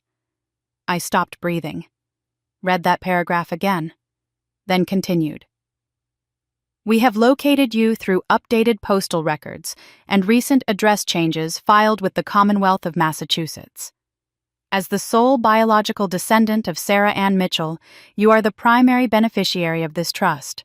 The current assets total approximately $5 million in managed investments, plus the family estate property located at 847 Riverside Road, Riverside, Massachusetts, currently valued at approximately $800,000. $3.3 million, plus the house I was sitting in right now. Please contact our office at your earliest convenience to begin the transfer proceedings. As the trust reaches its distribution age trigger in 3 weeks' time is of the essence. We have attempted to contact you via previous addresses, but correspondence was returned as undeliverable. This letter is being sent to the last known family address on file. We trust it will reach you. The letter was signed by Catherine Morrison, senior partner, and included a phone number and email address. I read it 3 times, each word sinking in with devastating clarity. My grandparents, Harold and Margaret Mitchell. People I had no memory of, people whose names I'd never heard spoken in this house, had left a trust fund for Sarah's children. For me, I was the sole biological descendant, the only heir. The trust had been established in 1997. I grabbed my laptop and pulled up the obituaries I'd found earlier. Harold Mitchell died in January 1996. Margaret Mitchell died in August 1997. The trust was created that same year, presumably as part of settling Margaret's estate. Sarah died in June 1998, less than a year after the trust was established. The timeline assembled itself in my mind like pieces of a puzzle I'd been staring at for days without seeing the picture. Harold and Margaret Mitchell die, leaving a substantial estate. They set up a trust specifically for Sarah's biological descendants, not for both daughters, not to be split between Sarah and Diane, but for Sarah's children only. This would have been a devastating blow to Diane, who'd expected to inherit equally. Sarah finds out about this arrangement. She's suddenly the mother of a child who will inherit millions while Diane gets nothing, or at least significantly less. Sarah tells Diane. Diane is furious. Sarah becomes scared, makes plans to leave, confides in her friend Jennifer that she needs to protect me from Diane. And then Sarah dies in a convenient single-car accident on a rainy night with brake lines that might have been cut, investigated by police who accepted Diane's explanations without question and closed as an accident within a week. 2 months later, Diane and Robert adopt me. They change my legal last name from Mitchell to Harrison. They raise me as their daughter, never mentioning Sarah, never talking about my grandparents erasing my entire history before age 4. They would have assumed that changing my name would disqualify me from a trust specifying Mitchell descendants.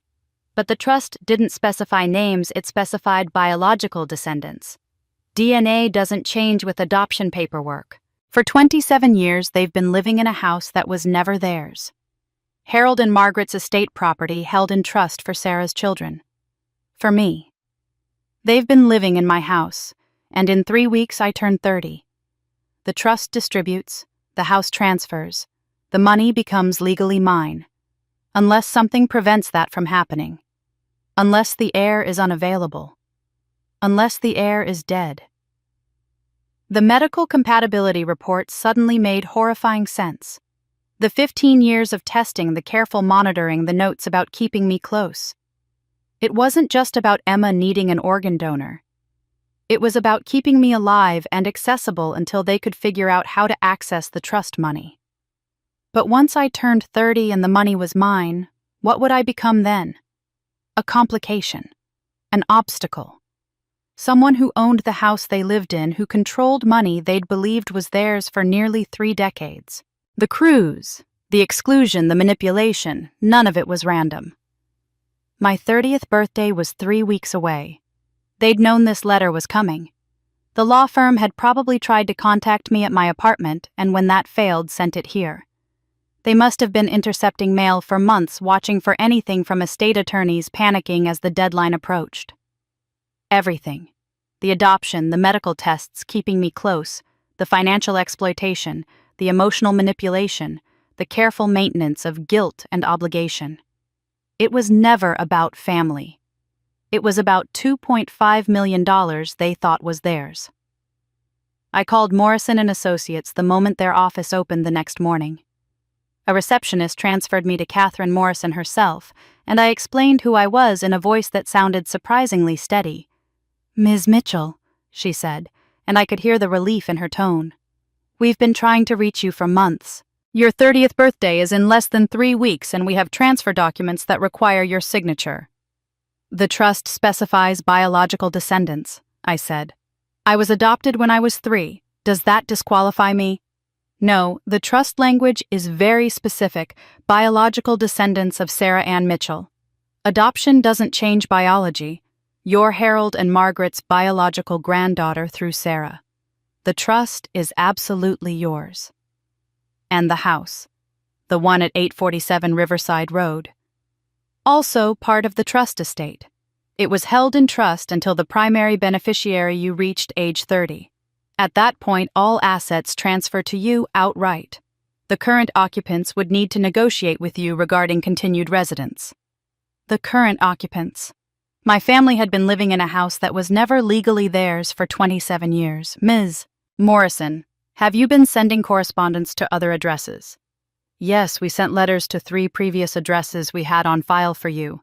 All were returned as undeliverable or addressee unknown. This final letter to the Harrison residence was our last attempt before initiating a more extensive search process." Someone had been intercepting my mail, making sure I never found out about the trust, keeping me ignorant until they could figure out their next move. I thanked her and promised to come to her office after the holidays to begin the paperwork. The moment I hung up, my phone rang. My father's name lit up the screen. "We're back," he said without preamble. "We need to talk. Dinner tomorrow night, 6 p.m. The four of us." "I thought you weren't coming back until the 27th. Emma wasn't feeling well. We need to be near her regular doctors. This isn't negotiable, Allison. We need to have a serious family conversation." There was something in his voice, not anger exactly, but urgency. A barely controlled tension that suggested he was working very hard to sound calm. "What's this about?" I asked, though I already knew. "Emma's health is declining faster than the doctors anticipated. They're saying months now, not years. We need to discuss options as a family. Medical options. You need to be there." He paused, let that sink in. 6 p.m. tomorrow. Don't make us wait." He hung up before I could respond. I spent the rest of that day preparing like I was going into battle because I understood now that's exactly what this was. I photographed every document I'd found: the adoption papers, the medical compatibility reports, the trust fund letter. Sarah's obituary, the police report, screenshots of Jennifer's messages, the blog post from the tow truck driver. Every piece of evidence that told the story they'd been hiding for 27 years. I uploaded everything to 3 different cloud storage accounts, sent copies to my personal email, created a folder on my laptop with backups. If something happened to me, if I disappeared or had an accident, or suddenly became unavailable, there would be a record. People would know. Jennifer knew I'd contacted her. Catherine Morrison knew I'd called. I was no longer alone in understanding what had happened. I downloaded a call recording app on my phone, tested it twice to make sure it worked. Massachusetts is a 2-party consent state for recording conversations, which meant anything I recorded couldn't be used in court, but I didn't care about court. I cared about documentation. I cared about proof. Then I started researching living organ donation with the intensity of someone studying for the most important exam of their life. I learned that legitimate organ donation requires multiple layers of consent and evaluation. Medical screening that takes weeks or months. Psychological evaluation by an independent mental health professional. A donor advocate, someone whose job is to represent the donor's interests separately from the recipient's medical team. Multiple counseling sessions explaining risks, recovery time, long-term health impacts. And most importantly, the absolute right to withdraw consent at any time up to and including the morning of surgery with no explanation required. I found case studies about familial pressure in organ donation cases. Courts had denied transplants when coercion was evident. Medical ethics boards had rules specifically designed to prevent family members from being pressured into donation. The phrase "undue influence" appeared repeatedly. No consent obtained through manipulation, guilt, or fear was considered valid. I read about intent letters and advance directives. The documents I'd found in that metal box, the ones that seemed to pre-commit me to donation, had no legal standing. They weren't medical consent. They couldn't be enforced. Any doctor who attempted to perform a transplant based on old compatibility reports and informal written intentions would be violating every ethical standard in transplant medicine. The knowledge settled into my bones like armor. They could guilt me. They could manipulate me. They could invoke Emma's failing health and family obligation and everything they'd done for me over the years. But they couldn't force me. Medical consent required active, informed, voluntary agreement. And I was never going to give it. As the sun set on that day, I sat in the kitchen where I'd found the note that had started all of this, and I felt something I hadn't felt in weeks. Not quite peace, but clarity. Purpose. I knew what they wanted. I knew why they wanted it. And I knew I held something they needed but could never take by force: my consent. My body. My choice. Tomorrow night they would lay their cards on the table. They would present their plan with medical professionals and legal language and emotional appeals. They would make their case for why I should give them what they needed. They would use every tool they'd spent 27 years perfecting: guilt, obligation, family loyalty. Emma's tears, the weight of everything they'd sacrificed to raise me. But I would walk into that room knowing what they'd hidden in locked filing cabinets and metal boxes, knowing about Sarah's suspicious death and the trust fund they'd tried to steal, and the 15 years of medical testing without informed consent. Knowing that every kindness had been calculation, every family moment had been maintenance, every relationship had been asset management. I walked into that dinner knowing exactly what they wanted from me and what I'd never give them. I drove to the house the next evening with my phone fully charged, the recording app ready, and a calm that felt almost eerie. I parked in the driveway at exactly 6 p.m. and noticed an unfamiliar car parked on the street. A sleek silver sedan that didn't belong to anyone in the family.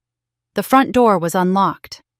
I walked in without knocking, moving through the foyer toward the dining room where I could hear voices. When I entered, I stopped in the doorway, taking in the scene that had been staged for my benefit. The dining room table was set formally, but not for dinner. No plates, no silverware, no food. Instead, folders sat at each place setting neat and official-looking. My parents sat on one side, Emma on the other. And in the two chairs at the ends of the table were strangers, a woman in her 50s wearing a white coat over business attire, and a man in an expensive suit with a leather briefcase beside his chair. My father stood when he saw me. "Allison, thank you for coming." His voice was measured, professional. "Please sit down." He gestured to the empty chair across from Emma. "These are some people we thought should be part of this conversation. This is Dr. Chen, Emma's transplant coordinator from Boston Memorial. And this is Mr. Wallace, our family attorney." Dr. Chen nodded at me with a polite smile. Mr. Wallace didn't smile at all, just watched me with the assessing eyes of someone paid to evaluate situations. This wasn't a family dinner. This wasn't even a confrontation. This was an intervention carefully orchestrated with authority figures positioned to add weight to whatever they were about to propose. I sat down slowly, my pulse picking up despite my preparation. The folder in front of me was closed, my name printed on the tab in my father's handwriting. "I know this seems formal," my mother began, her voice soft, almost apologetic. "But given how serious Emma's situation has become, we thought it was important to have medical and legal professionals present, to make sure everyone understands what we're discussing." "Doctor." Chen cleared her throat and opened her own folder, pulling out what looked like medical charts. "Ms. Thomas, or should I call you Allison?" "Allison is fine." "Allison, I've been treating Emma for several years now, managing her congenital heart condition. I want to be very direct with you about where things stand." She slid a chart across the table. I saw Emma's name at the top rows of numbers and medical terminology I didn't understand. "Emma has progressed to stage 4 heart failure. Her ejection fraction is below 20%, which means her heart is pumping at less than a third of normal capacity. Without intervention, she has 12 to 18 months, possibly less." The room was silent except for the sound of papers rustling as Dr. Chen organized her presentation. "The waitlist for a deceased donor heart is currently 3 to 5 years in this region. Emma doesn't have that time. Living donation from a family member is not only her best option, it's realistically her only option." Dr. Chen looked directly at me, and her eyes were kind but clinical. "We've reviewed the medical records your parents provided. You're an exceptional match. Blood type, compatible tissue markers, compatible antibody screening shows no contraindications. Success rates for sibling-to-sibling cardiac donations with this level of compatibility are above 85%. You could save your sister's life." The folder at my place contained printed documents. I opened it and saw consent forms, surgical risk assessments, recovery timelines. Everything was already prepared, ready for my signature. "The procedure would involve approximately 6 weeks of recovery for you," Dr. Chen continued. "Risks include infection, bleeding, and the standard complications associated with major surgery, but for someone your age and health status, the long-term prognosis is excellent. You'd be able to return to normal activities within 3 months. My father leaned forward. We know this is a lot to ask. But family takes care of family. This is what families do for each other. Emma had been silent until now, sitting across from me with tears already streaming down her face. When she spoke, her voice cracked with emotion. Allison, I know you're angry. About Christmas, about the money, about feeling excluded and used. I know you have every right to be hurt. She wiped her eyes with shaking hands. But please, this isn't about any of that. This is about whether I live or die. I'm dying. The doctors are telling me I have maybe a year. I'm 25 years old and I'm dying, and you're the only person who can save me. She reached across the table like she wanted to take my hand, but I didn't move. You're my sister. I know things have been complicated between us. I know our parents haven't always treated you fairly, but I've always loved you. I've always looked up to you. And I'm begging you, please don't let their mistakes kill me. Please don't punish me for things I didn't do. The appeal was devastating, precisely calculated to hit every vulnerable spot. Emma's tears, the doctor's clinical presentation, my father's invocation of family duty, my mother's wounded disappointment hovering in the background. Everyone was watching me, waiting for my response, expecting me to do what I'd always done. Say yes, give in, sacrifice myself, because that's what good sisters do. Mr. Wallace, the lawyer, slid a single sheet of paper across the table toward me. This is simply a letter of intent, he said in a smooth, practiced voice. It indicates your willingness to proceed with medical evaluation for potential donation. It's not legally binding. You can withdraw at any point. But it allows the medical team to begin the screening process, which is time-sensitive given Emma's prognosis. A pen appeared next to the paper. My father's expensive fountain pen, the one he used for important documents. They'd built the perfect trap. Medical authority to validate the request. Legal presence to make it seem official and unavoidable. Emma's tears to provide emotional leverage. And underneath it all, the unspoken threat: if you refuse, you're killing your sister. If you say no, you're the villain in this story. They'd built the perfect trap, use love to disguise what they really wanted, my body as spare parts, and my inheritance as their retirement plan. I looked down at the letter of intent, at the pen placed so conveniently beside it, at the folder full of consent forms they'd prepared in advance. Everyone was watching me, waiting for the answer. They expected the answer I'd been trained to give for 29 years. I closed the folder. The sound of it shutting was loud in the silent room. No. The word dropped into the silence like a stone into still water. I watched the ripples spread across their faces, shock, confusion, then the beginning of anger. I'm not signing anything tonight. I continued, keeping my voice level. I need time to think about this. I need to consult my own doctors. I need to fully understand what I'm being asked to do and what the implications are.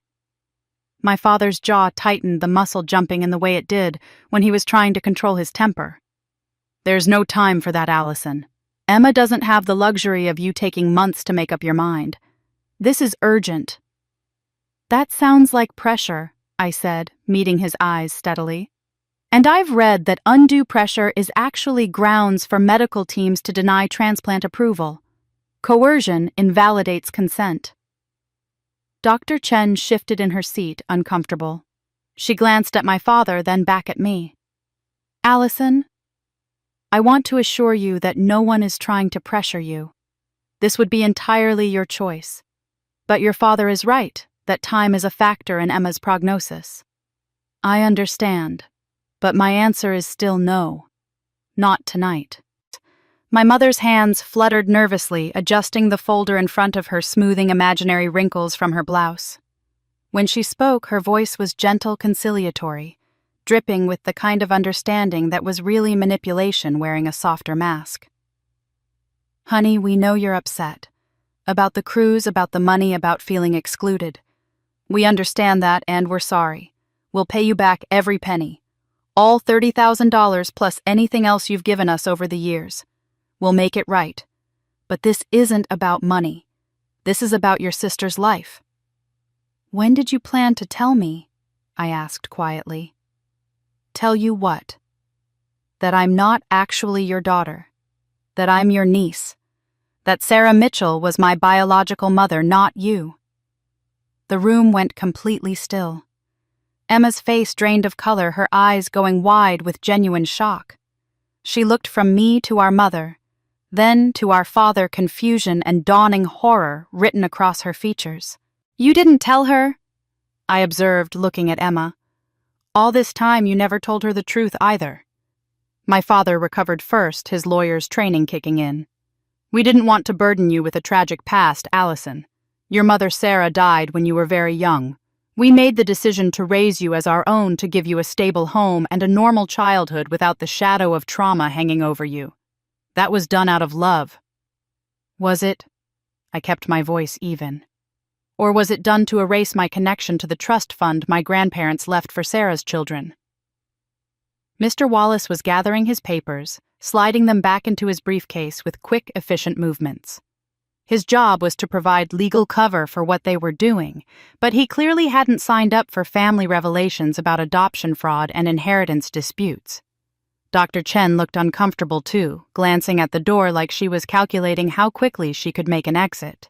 "Perhaps this is a conversation the family needs to have privately," she suggested.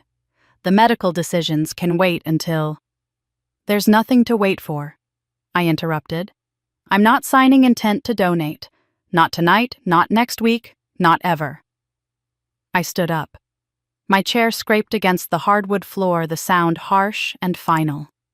My father stood too, his composure finally cracking. "You're being selfish. Unbelievably selfish. Do you understand what you're doing? Your sister is dying, and you're refusing to help her because of some ancient history about your adoption that doesn't matter anymore. It matters to me.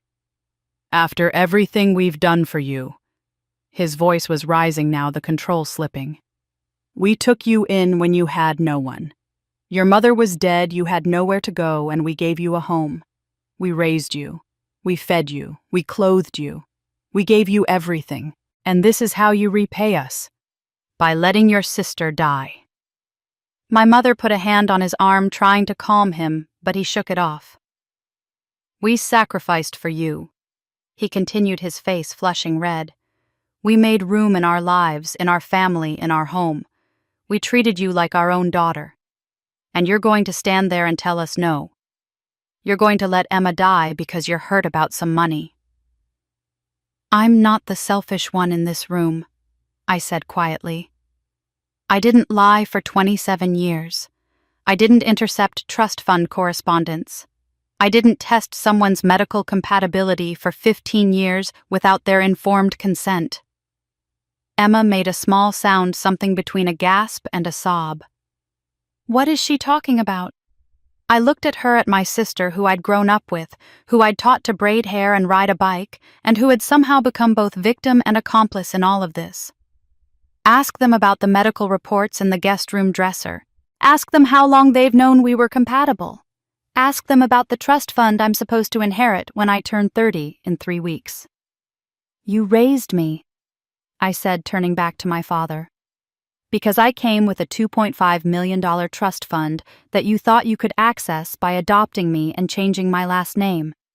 You kept me close because Emma might need my organs. You tracked my medical compatibility for 15 years.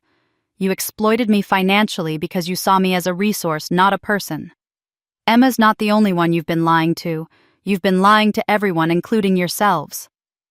Mr. Wallace was at the door now, briefcase in hand. "I think I should go.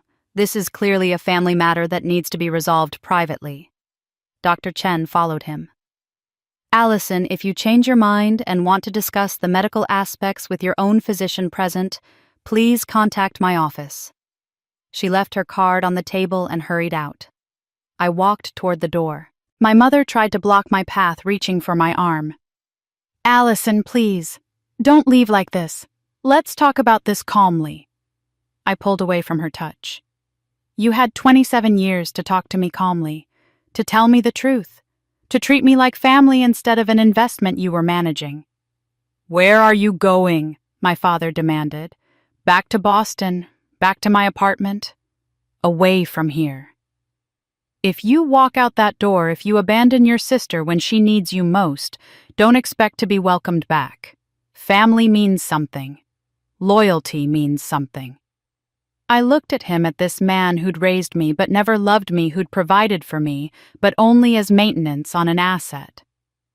You're right. Family does mean something. That's why I'm leaving. The drive back to my apartment took 10 minutes, long enough for my father to leave 5 voicemails, each one angrier than the last.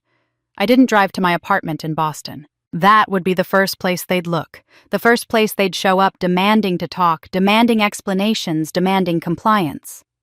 Instead, I drove to a boutique hotel in Cambridge, checked in under my friend Maya's name, using a credit card they didn't know about, and turned off location services on my phone.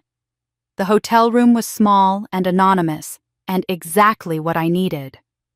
I sat on the bed and listened to my father's voicemails, each one angrier than the last. The 5th one ended with, "You're making a mistake you'll regret for the rest of your life. Call me back immediately." I deleted them all and opened my laptop. The first call I made the next morning was to Morrison and Associates. Catherine, Morrison's assistant, put me through immediately when I gave my name. "Ms. Mitchell, I'm glad you called. After we spoke, I did some additional review of the trust file. There's something you should know." Her voice was serious, professional. Your adoptive parents filed a contest to the trust in 2023. My stomach dropped. "What kind of contest?" "They claimed you were estranged from the family, that you'd abandoned your responsibilities to your adopted family, and that distributing the trust to you would violate the spirit of Harold and Margaret Mitchell's intentions. They argued that since you'd been adopted and taken the Harrison name, you were no longer truly a Mitchell descendant, and the trust should either be dissolved or redistributed to other family members." Can they do that? They tried. The trust language is very specific about biological descendants, so their legal argument was weak. But they also claimed we couldn't locate you to inform you of the trust, which would have been grounds for the court to consider alternative distributions. "We were legally required to make extensive attempts to contact you before your 30th birthday. That's why we've been searching for you for 6 months. "They were intercepting my mail," I said, "making sure I never got your letters." That would explain the returned correspondence. Ms. Morrison paused. "Ms. Mitchell, if you hadn't responded to that final letter we sent to the Harrison residence, and if your 30th birthday had passed without us being able to locate you, the court might have entertained their petition. They've been building this case for almost 2 years. 2 years. They'd been planning this since before Emma's condition supposedly worsened. This wasn't desperation, it was a long-term strategy. After I hung up with Ms. Morrison, I made another call. I hired a private investigator named Marcus Webb, recommended by a colleague who'd used him in a custody dispute. I explained what I needed: a thorough investigation into Sarah Mitchell's death in 1998, anything that could be found about the circumstances, about the people involved, about what had really happened that night. 26 years is a long time, Marcus warned. Evidence degrades, memories get unreliable, but I'll see what I can find. 3 days later, he sent me a preliminary report via encrypted email. I read it in my hotel room with the door locked and the chain engaged, my hands shaking. The accident scene had been poorly documented. The police report I'd already seen was the extent of official investigation, no forensic examination of the brake lines, no reconstruction of the accident, no follow-up interviews. The case had been closed within a week, ruled accidental death, and filed away. But Marcus had found the tow truck driver, Danny Kowalski, now 57 years old, still working as a mechanic, still bothered by what he'd seen that night. He'd given Marcus a recorded statement describing the brake lines that looked cut, not worn. He described Diane's unusual composure at the scene, her eagerness to have the car towed away quickly, her detailed explanations to the police before they'd even asked questions. More damning was what Marcus had uncovered about insurance. Sarah had a life insurance policy for $150,000 taken out just 6 months before her death. The beneficiary, Diane Mitchell Harrison. Not Sarah's daughter, not split between family members, just Diane. Life insurance policies taken out that close to death always raise red flags, Marcus wrote in his report. But after 26 years, there's no way to investigate properly. The insurance company paid out without contest. Combined with the trust fund timing and the suspicious accident circumstances, you have a strong circumstantial case for foul play. But circumstantial isn't prosecutable, especially after this long. I closed the report and opened another browser tab. As an adopted adult in Massachusetts, I had the legal right to request my original birth certificate. I'd already started the process days ago, and now the document was ready for download through the state's Vital Records portal. I clicked through the security verifications, and there it was, my original birth certificate, the one that existed before the adoption, before my name was changed, before my history was erased. Certificate of Live Birth. Allison Sarah Mitchell, born January 15, 1995, at Riverside Community Hospital. Mother, Sarah Ann Mitchell. Father, Robert James Harrison. Robert James Harrison. My father, my adoptive father. The man who'd raised me was actually my biological father. The affair, the pregnancy, the betrayal of Diane by her own sister and her husband. And then Sarah had died, conveniently removing the evidence of that betrayal. And Diane and Robert had adopted me, absorbed me into their legitimate family, erased the proof of their infidelity by making me legally theirs. I was the walking reminder of my father's affair and my mother's, Diane's, humiliation. Every time Diane looked at me, she saw her sister's betrayal. Every time Robert saw me, he saw his mistake. I wasn't just the niece they'd reluctantly taken in. I was the illegitimate child they'd tried to legitimize the evidence, they'd tried to erase the complication they'd tried to control. That's why she'd hated me. Not because I was difficult or different or inherently unlovable. Because I existed as proof that her husband had chosen her sister first, had created a child, with her sister had loved her sister enough to betray their marriage. I kept digging. Through insurance databases, through public records, through financial documents, I could access with my social security number. And I found more policies, life insurance in my name, totaling $500,000 with Robert and Diane Harrison listed as beneficiaries. The policies had been taken out when I was 18, probably signed during some routine financial planning meeting I didn't remember. The premiums were being paid from family accounts that, when I traced them back, had been funded primarily by the money I'd been giving them for years. I'd been paying the premiums on insurance policies that would pay out to them if I died.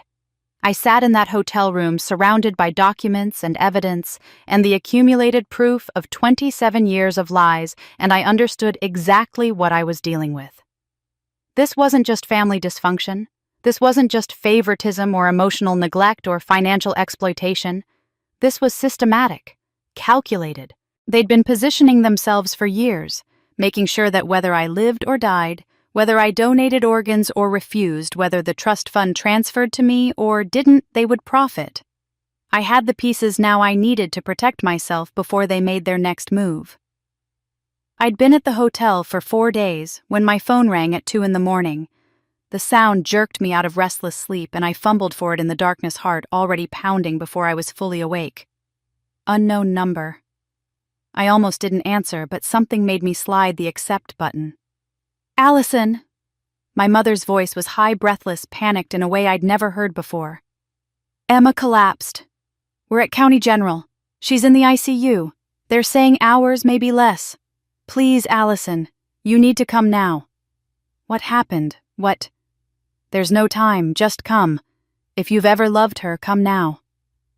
The call disconnected.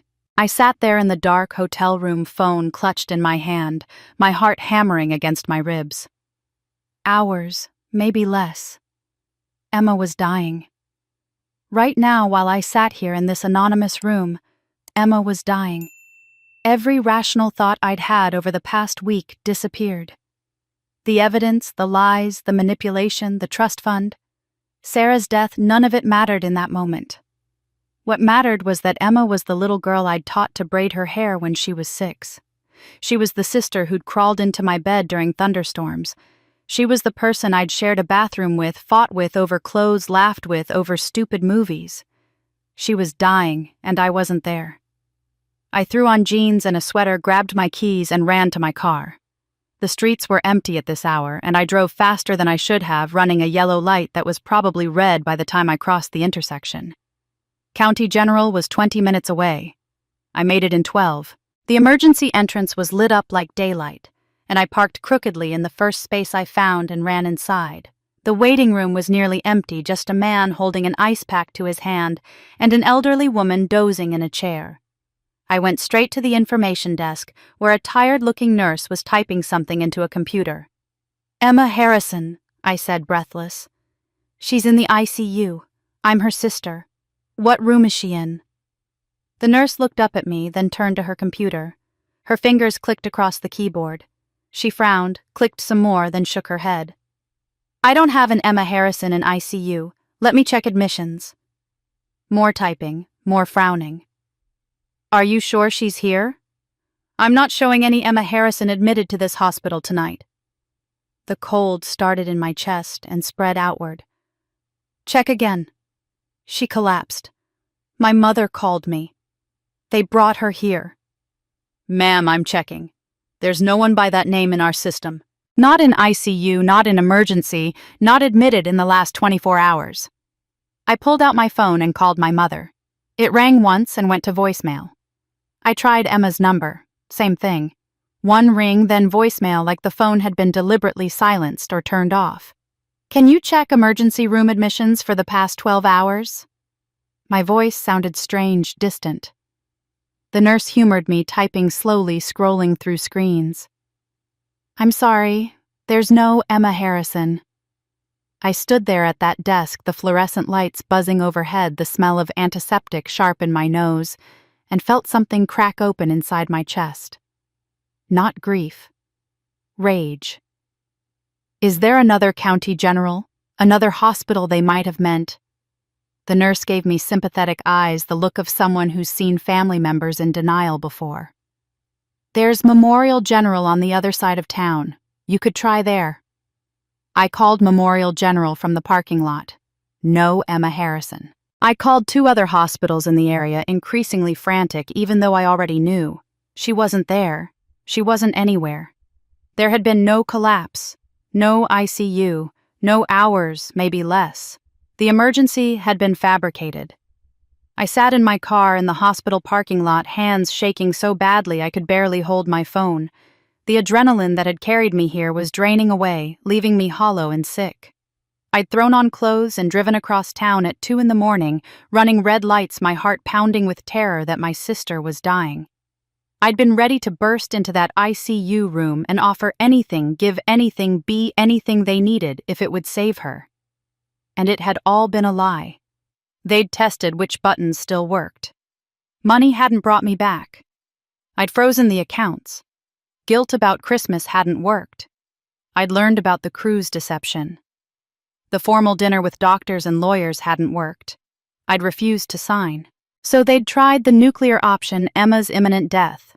The crisis so extreme, so urgent, so emotionally devastating that I wouldn't have time to think, only to react. And I had reacted. Exactly as they'd predicted. The thought of Emma dying while I hid from them had been unbearable enough to override everything else I knew. If that nurse hadn't been thorough, if the hospital had been more chaotic, if I'd been redirected to some waiting area while they checked on things, my family could have shown up and I would have walked right back into their trap. They'd almost succeeded. I drove back to my hotel, slowly, carefully checking my mirrors constantly, like they might be following me. My hands were steadier now, but the sick feeling in my stomach remained. They'd been willing to fake Emma's death. They'd been willing to use my love for my sister as a weapon, knowing exactly how to wield it, knowing exactly where to strike for maximum impact. They'd orchestrated that call down to the smallest detail. My mother's panicked voice, the specific hospital name, the time frame of hours creating urgency that would prevent rational thought, the disconnection before I could ask questions. All of it designed to trigger my protective instincts, my guilt, my lingering hope that maybe despite everything this family could still be worth fighting for. Back in my hotel room, I sat on the bed and stared at my phone. No more calls, no apologies, no explanations. They'd tried their tactic and it hadn't worked, so now they were regrouping, planning their next move. They were willing to fake her death. What else were they willing to do to get what they wanted? The morning after the fake emergency, Marcus Webb called me. "Full report is ready. I'm sending it encrypted, but I think you should come to my office. Some of this you'll want to hear in person." No. His office was in a nondescript building in Somerville, third-floor door marked only with a number. Marcus was a broad-shouldered man in his 50s with gray at his temples and eyes that had seen too much to be surprised by human behavior anymore. He gestured me to a chair and slid a thick folder across his desk. "I found Danny Kowalski, the tow truck driver from the blog post you mentioned. He's 58 now, retired, living in New Hampshire. I drove up there yesterday and got a recorded statement." Marcus tapped his computer screen. "You should listen to this." He played the audio. Danny's voice was rough, a lifetime of cigarettes evident in every word, but his memory was sharp and specific. "I was 22, been working the tow truck maybe 6 months when I got called to that accident on Route 7. Single car, head-on into an oak tree. Driver was already dead when I got there, and I remember thinking I'd never seen anything that violent before. The front of that Honda Accord was just destroyed. But when we were hooking her up to tow, I was checking the undercarriage and I saw the brake lines. They looked wrong. Not corroded or worn through from age and weather, they looked cleanly cut, like someone had taken a tool to them. I mentioned it to Officer Chen, the cop on scene, but by then the sister had arrived." There was a pause, the sound of Danny taking a drink of something. "That's what stuck with me all these years. The sister Diane, I think her name was, she showed up at the accident scene before we'd even finished securing the area. I don't know how she got there so fast, how she even knew where to find us on that rural road. And she was calm. Not crying, not hysterical, just very calm and efficient. She told the cop that her sister had been distracted lately, upset about some family issues, hadn't been maintaining her car properly. She made it sound like the accident was inevitable, like Sarah was falling apart, and this was bound to happen. The cop seemed satisfied with that explanation. He wrote up the brake lines as possible mechanical failure due to neglect, and they classified it as accidental death. Marcus stopped the recording. "Here's the part that bothered him most." Danny's voice continued. "Diane kept trying to rush us. Kept asking when we'd have the car towed away, saying the family wanted it dealt with quickly so they could move forward with funeral arrangements. Looking back, it felt like she wanted that car destroyed before anyone could examine it properly. And I remember thinking at the time, who stays that calm when their sister just died? Who's already thinking about logistics and cleanup when a body's still warm? It felt wrong. It's bothered me for 26 years. Marcus closed his laptop. "That's not enough for criminal prosecution after this long, but it paints a picture." He opened the folder to another section. "This is where it gets interesting. I located Jennifer Reeves, the high school friend you already talked to. I got her to give me a recorded statement with more details than she told you." He played another audio file. Jennifer's voice was emotional, shaking with the weight of old guilt. "Sarah called me 4 days before she died. It was a Tuesday evening. She was scared, really scared in a way I'd never heard from her before. She told me she'd just found out about her parents' trust fund. Her mom and dad had both passed away the year before, and their will had finally gone through probate. The trust left everything to Sarah's biological descendants, not to Sarah herself directly, and definitely not split between Sarah and Diane. It was specifically structured so that Sarah's children would receive approximately $3.2 million when they turned 30. I could hear Jennifer taking a breath on the recording, steadying herself. Sarah said Diane had found out about the trust that week. She said Diane came to her house screaming, saying that Sarah didn't deserve it, that Sarah had ruined everything. I didn't understand what that meant at the time. Ruined what? But Sarah was terrified. She kept saying, "I have to protect Allison. I have to get her away from Diane." She asked if she could come stay with me for a few weeks while she figured out her next move. She was planning to take Allison and leave town, maybe leave the state. I told her, "Yes, absolutely, come whenever you need to." Jennifer's voice broke. She was supposed to arrive that Friday with all her stuff packed. She died Thursday night. And I've wondered for 26 years if telling her to wait until Friday instead of coming immediately was the worst advice I ever gave anyone. Marcus paused the recording. I also pulled public court documents from the estate settlement. He showed me printed pages, official seals visible on each one. Harold and Margaret Mitchell's combined estate was valued at $3.2 million in 1997. The will specified that after specific bequests, the bulk of assets would be held in trust for Sarah Ann Mitchell's biological descendants to be distributed at age 30. Diane Mitchell Harrison received $100,000 outright and nothing else. He let that sink in. That's a significant discrepancy. If they'd split the estate evenly, Diane would have gotten $1.6 million. Instead, she got $100,000 while everything else went into a trust for her sister's children. That's a powerful motive. Timeline, Marcus said, ticking off dates on his fingers. We'll read in early January 1998. Sarah dies 6 weeks later, mid-February. Wait, let me check. He consulted his notes. No June. Sarah died June 16, 1998. That's 5 months after the will was read. Diane adopts Allison in August, 2 months after Sarah's death, with Robert listed as biological father, which gave them legal custody. Then they immediately contest the trust, claiming the adoption disqualifies Allison from the Mitchell Descendants Clause. The contest fails because the will's language about biological descendants is ironclad. He closed the folder. Your family has known about this money for 27 years. They've been living in the house that's technically yours. And in 3 weeks you turn 30, and it all transfers to you officially. My mother tried to leave. She tried to save us both, and they made sure she never could. My 30th birthday was 1 week away. January 15th loomed on the calendar like a deadline, which I suppose it was. The day the trust transferred. The day I legally owned the house they'd been living in. The day they lost control. That's when the social media campaign started.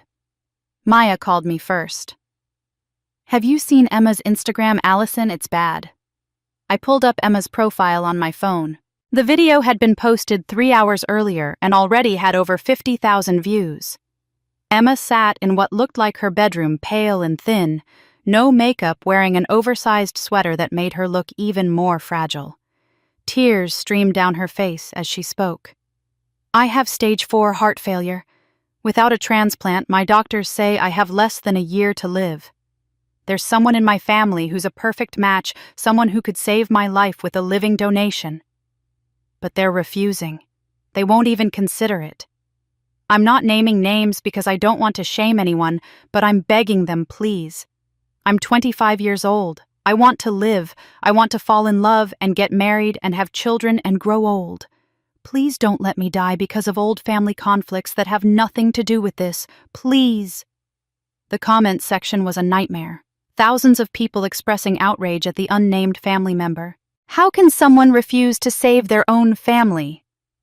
This is disgusting. Whoever is refusing should be ashamed. Some people had apparently figured out who I was from Emma's previous posts and were tagging my account, my workplace, sending me direct messages calling me a murderer. My phone buzzed with a text from my friend Lisa. Your dad just messaged me on Facebook.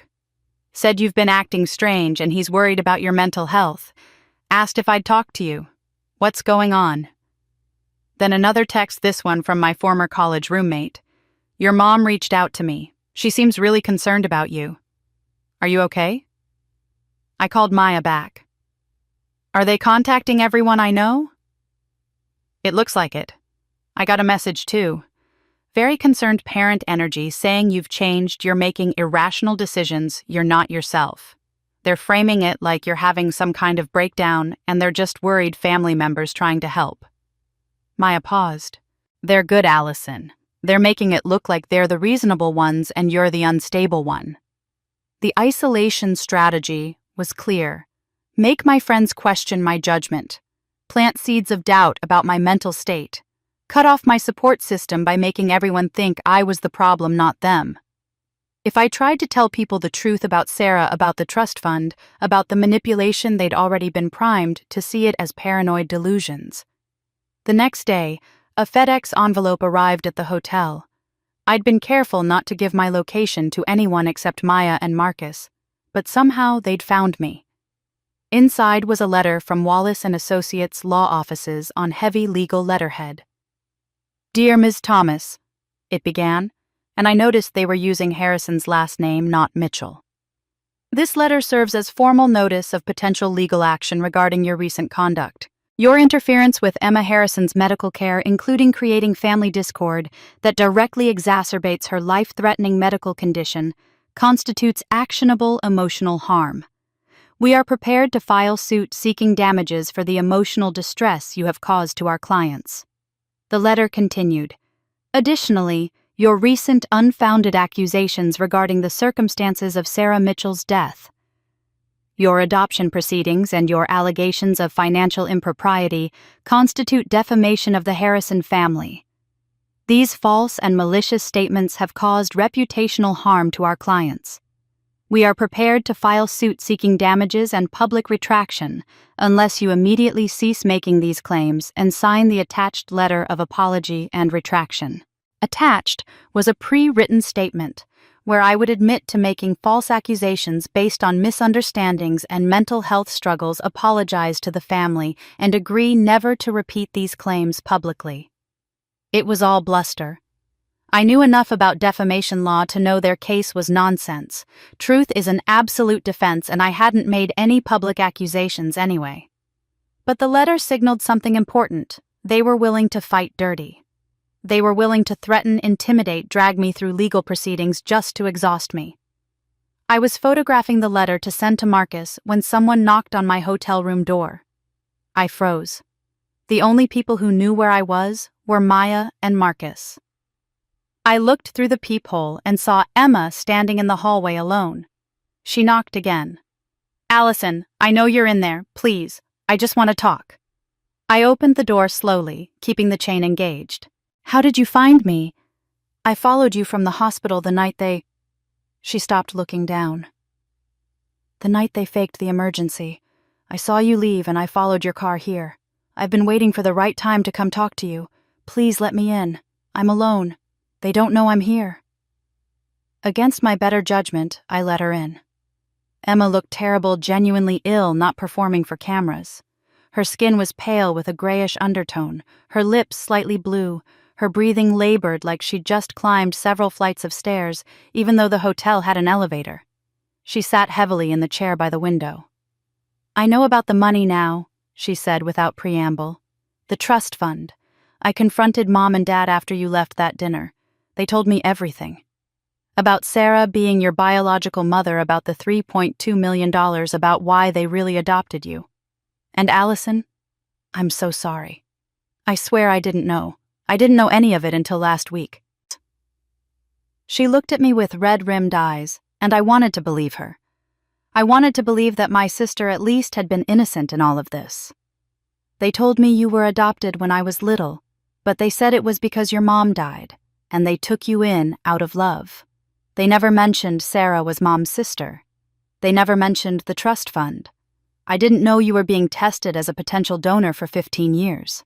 I thought the compatibility testing was recent, something they discovered when my condition got worse."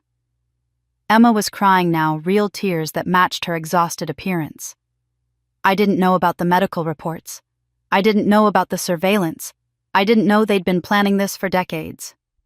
But even as she spoke, I remembered something Marcus had found in his investigation financial records showing that Emma had been the one to sign for the cruise booking. She'd known about the $30,000. She'd known I was excluded. Emma said she didn't know, but she'd known about the trust fund for 2 years. How much of her ignorance was real and how much was convenient? Emma sat in that hotel room chair looking small and sick and scared, and I made myself stay standing, maintaining distance, refusing to fall into old patterns of comforting her. "When did you really find out about the trust fund?" I asked. "Not last week. When did you actually know?" She looked down at her hands twisted in her lap. The silence stretched long enough that I knew the answer would be worse than her initial claim. 2 years ago, she finally said. I overheard Mom and Dad fighting in their bedroom. They didn't know I was home. Mom was crying, saying they'd sacrificed everything to raise Sarah's kid, that they deserved some compensation for what they'd been through. Dad said the trust would come through when you turned 30, and then they could finally access it somehow. They were arguing about timing, about how to handle it, about whether they should tell you before or after. 2 years. She'd known for 2 years. I didn't understand all the details, Emma continued quickly. I didn't know about the $3.2 million specifically. I didn't know the house was technically yours. I just knew there was money tied to you somehow, and that something would happen when you turned 30. And you never asked, never questioned what they were planning. I didn't want to know. Her voice dropped to almost a whisper. I was scared of what the answers would be. Because I knew somewhere deep down, I knew that if there was money involved and if it was connected to you, then I was part of whatever they were doing, whether I wanted to be or not. I sat down on the edge of the bed, needing to be eye level with her for this conversation. What about the medical testing? The compatibility reports? I knew you'd been tested and that we were compatible, but I thought it was recent, like within the last year or two when my condition got worse. I swear I didn't know about the 15 years of tracking. I didn't know they'd been testing you since I was 10 years old. She looked at me with desperate eyes. You have to believe that part. I would never have agreed to that. That's monstrous. But you knew about the cruise, I said. You signed for the booking. You knew the $30,000 came from me, and you knew I wasn't invited. Emma's face crumpled. I knew, and I didn't say anything. Mom said you'd understand, that you always understood, that you'd probably prefer to spend Christmas alone anyway, since big gatherings made you uncomfortable. And I wanted to go. I wanted one last family vacation before my health got too bad to travel. So I told myself you really were fine with it, that you really did prefer to be alone.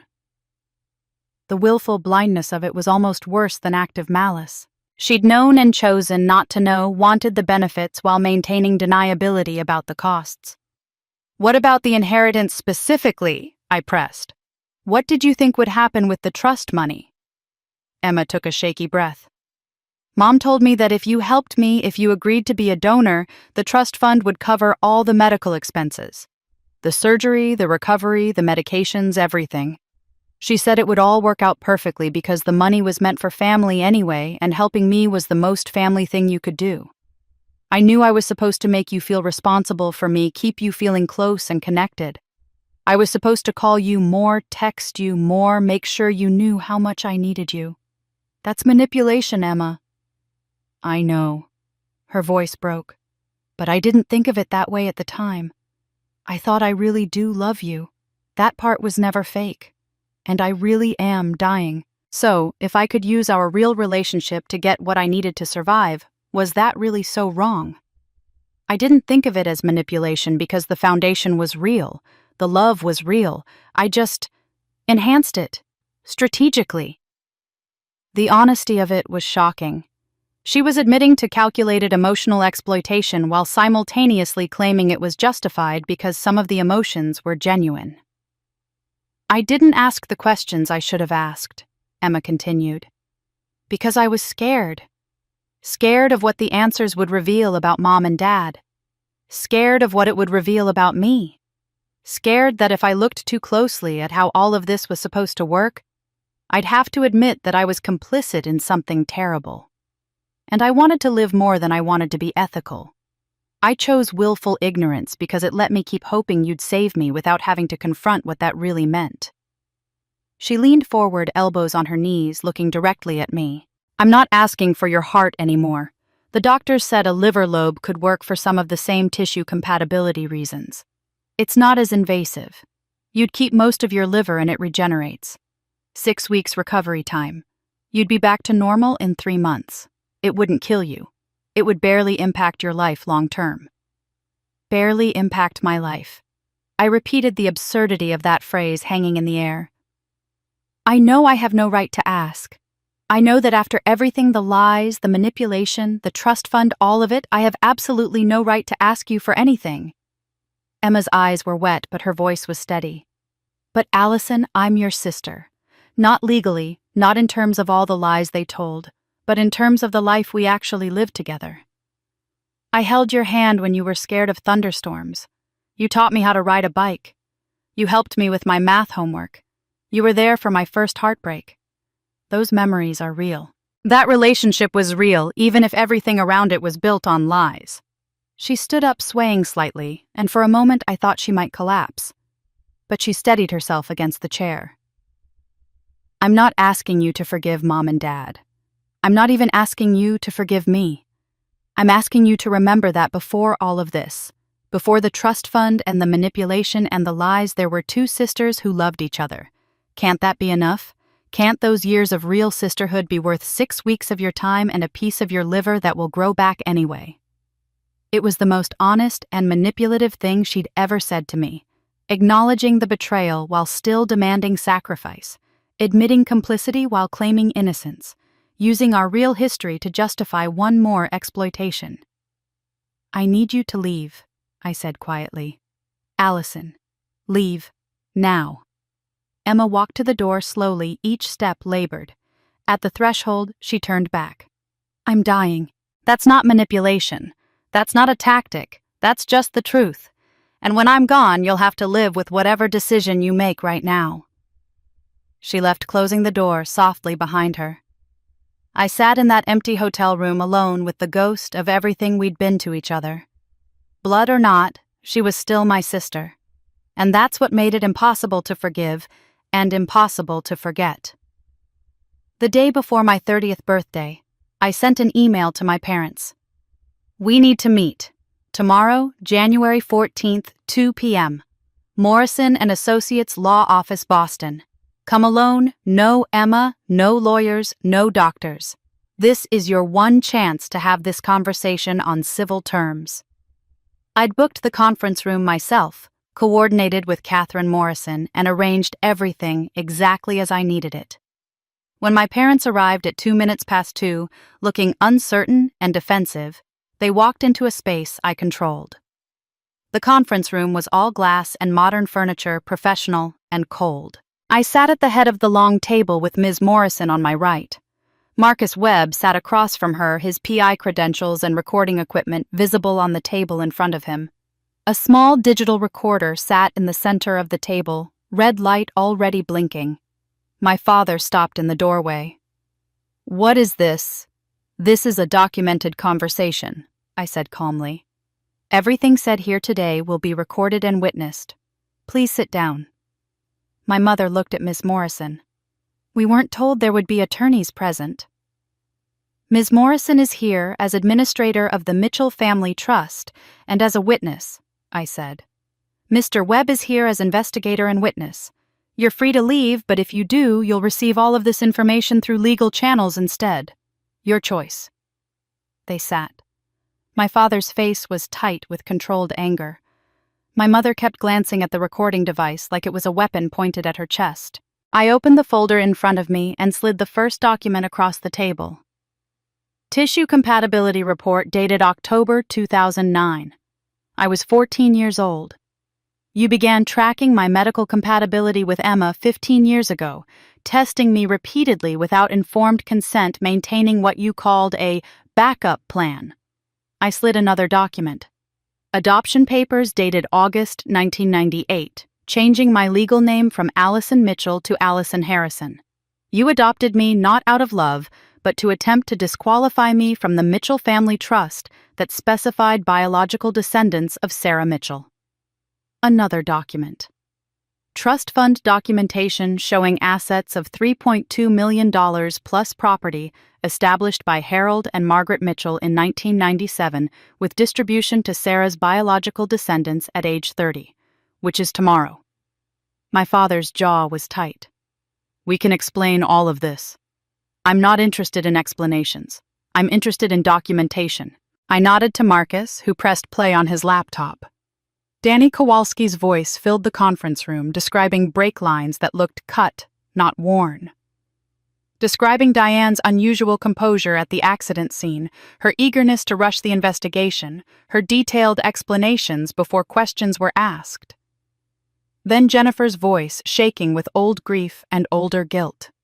Sarah's fear in that final week, the trust fund revelation, Diane's rage, Sarah's plans to take me and leave, the trip that was supposed to happen Friday but never did because Sarah died Thursday night. "You killed my mother," I said when the recording stopped. My voice was steady, clinical. "Maybe not directly. Maybe you didn't cut the brake lines yourself. Maybe it really was just a convenient accident. But you made sure no one investigated too closely. You controlled the narrative. You rushed the investigation and had the car destroyed. And then you took me not to save me from foster care, but to control the money that was supposed to be mine." "That's not," my father started. "I'm not done." My voice cut through his protest like a blade. "You spent 27 years treating me like a tool. The adoption was your attempt to access the trust by making me legally yours. The medical testing was insurance tracking my compatibility for 15 years to make sure I'd be available when Emma needed parts. The financial exploitation was about keeping me dependent and grateful. Every guilt trip, every invocation of family loyalty, every reminder of your sacrifices, it was all asset management." I slid the life insurance documents across the table. $500,000 in policies on my life with you as beneficiaries, premiums paid from accounts I'd been funding. You were covered whether I lived or died. If I donated and survived, you'd have access to the trust. If I donated and died, you'd collect insurance and argue for the trust as my next of kin. My mother's hands were shaking. She picked up one of the documents, stared at it like the words might rearrange themselves into something less damning, then set it down again. "You have no idea," she said, her voice rising. "What we sacrificed for you. Do you have any concept of what it was like raising the daughter of the woman who destroyed my marriage? Every time I looked at you, I saw your mother, Sarah, my sister who seduced my husband and got pregnant, and then got all the money my parents should have split with me." The mask was completely off now. 27 years of carefully controlled resentment spilling out in that conference room. She was younger than me, prettier than me, and she got everything. She got Robert's attention. She got his child. She got my parents' approval and their trust fund. And I got nothing. I got to watch my husband fall in love with my sister. I got to raise their bastard child and pretend to love her. I got $100,000 while millions sat in trust for Sarah's daughter. "We kept you anyway," she continued, tears streaming now, but her voice hard. "We didn't abandon you to foster care. We raised you. We gave you a home and a name and a family, and you're standing here acting like we're the villains. You're spiteful just like Sarah was. Ungrateful, selfish, taking and never giving back." My father put a hand on her arm, but his voice was quiet when he spoke. "The trust specified biological descendants. We thought adoption would disqualify you by changing your legal name and making you ours. We were wrong. The trust language was about DNA, not names. But Allison, we did give you a home when you had nothing. That part is true." I stood up, gathering my documents. "You gave me a home that was legally mine. You raised me with money that was mine. You exploited me for almost 3 decades while convincing me I was the one who owed you.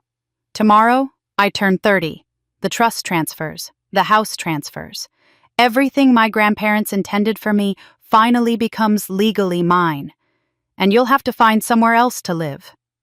I walked toward the door. Ms. Morrison and Marcus followed. "Where are you going?" My mother's voice was shrill. "We're not done here." I looked back at them, these people who'd shaped my entire life around a lie. "Yes, we are." I walked away from that room having lost a family, but gained the truth. My 30th birthday was January 15th. By January 17th, everything had changed. Catherine Morrison had the paperwork ready the moment I walked into her office on the morning of my birthday. "We've been waiting for this day for 6 months," she said, sliding the documents across her desk. "Sign here, here, and here." The trust fund transfer was startlingly simple. 3 signatures. Verification of my identity. Confirmation that I was indeed Allison Sarah Mitchell. Biological daughter of Sarah Ann Mitchell. Biological granddaughter of Harold and Margaret Mitchell. The money, $2.5 million, grown slightly with careful management over the years, was now legally, irrevocably mine. But it was the property transfer that felt most significant. The house at 847 Riverside Road, the Victorian home I'd grown up in, the place where I'd learned to make myself small and quiet and grateful, legally transferred into my name. The title documents showed what I'd suspected Diane and Robert had never owned it. The house had been held in trust as part of Harold and Margaret's estate, meant for Sarah's children, meant for me. They'd been living in my house for 27 years, raising me in a home that was technically mine, all while making me feel like I should be grateful they'd given me shelter. I hired a real estate attorney that same afternoon. By the next morning, Diane and Robert received a formal eviction notice via certified mail. 90 days to vacate the premises. I could have given them less. 30 days would have been legally sufficient, but I wasn't cruel. I was just done. The next step was harder. On January 18th, I walked into the Riverside Police Department with Marcus Webb and a folder containing every piece of evidence we'd gathered about Sarah's death. The detective who met with us was a woman in her 40s named Lisa Chen, no relation to the officer who'd worked the original case. She listened to Danny Kowalski's recorded statement about the brake lines. She read Jennifer's testimony about Sarah's fear and plans to leave. She examined the timeline, the trust fund revelation, Diane's rage, Sarah's death 6 days later. She reviewed the police report from 1998 and the insurance payout that had gone to Diane. "I understand why this looks suspicious to you," Detective Chen said, her voice kind but firm. "And I agree there are concerning elements. But Ms. Mitchell, it's been 26 years. The car was destroyed decades ago. The brake lines are long gone. Even if we could prove they were cut and not corroded, we can't prove who cut them or when. Witness testimony from that long ago is considered unreliable in court. Memories change, details get confused. What you have here is strong circumstantial evidence, but circumstantial isn't prosecutable, especially after this much time." The disappointment must have shown on my face because she added quickly, "However, there are other things we can investigate. The life insurance policies in your name with your parents as beneficiaries, that's worth looking into, especially if the premiums were paid from accounts you funded. That could constitute financial exploitation of an adult, which is a crime we can pursue." She made some calls while Marcus and I waited. An insurance fraud investigator joined us within the hour. Together they examined the policies I'd discovered. $500,000 in coverage taken out when I was 18. Beneficiaries, Robert and Diane Harrison, premiums paid from family accounts that I'd been funding for years with my own money.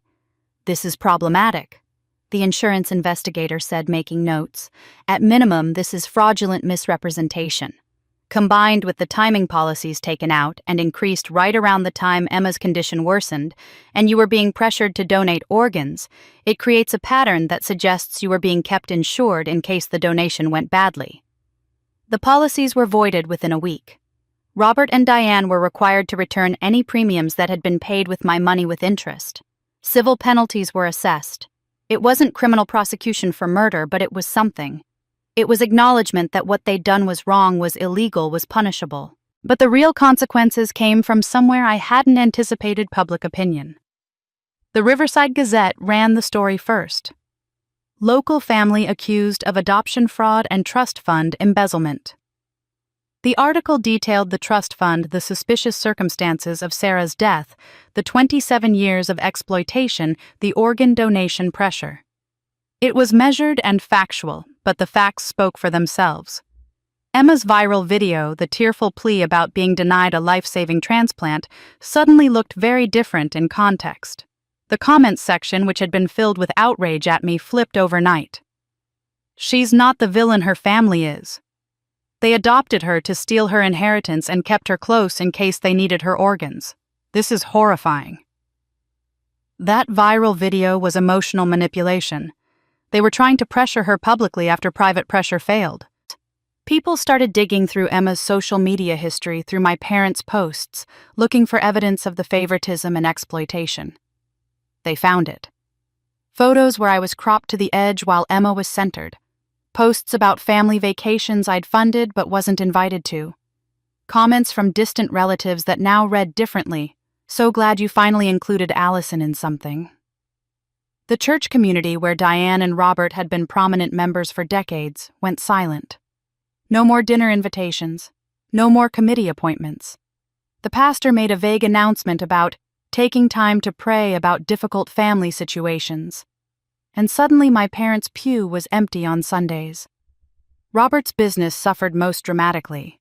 He ran a financial consulting firm and his clients were largely local business owners who'd known him for years. But trust is the currency of financial consulting, and Robert had been exposed as someone who'd exploited his own daughter's trust fund, who'd planned for her potential death to collect insurance money. 3 of his largest clients terminated their contracts within 2 weeks. Others followed. By February, his firm was operating at less than 30% capacity.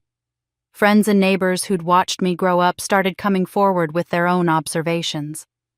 The woman who'd lived next door for 15 years told the newspaper, "I always wondered why Allison walked to the bus stop in the snow while they drove Emma everywhere.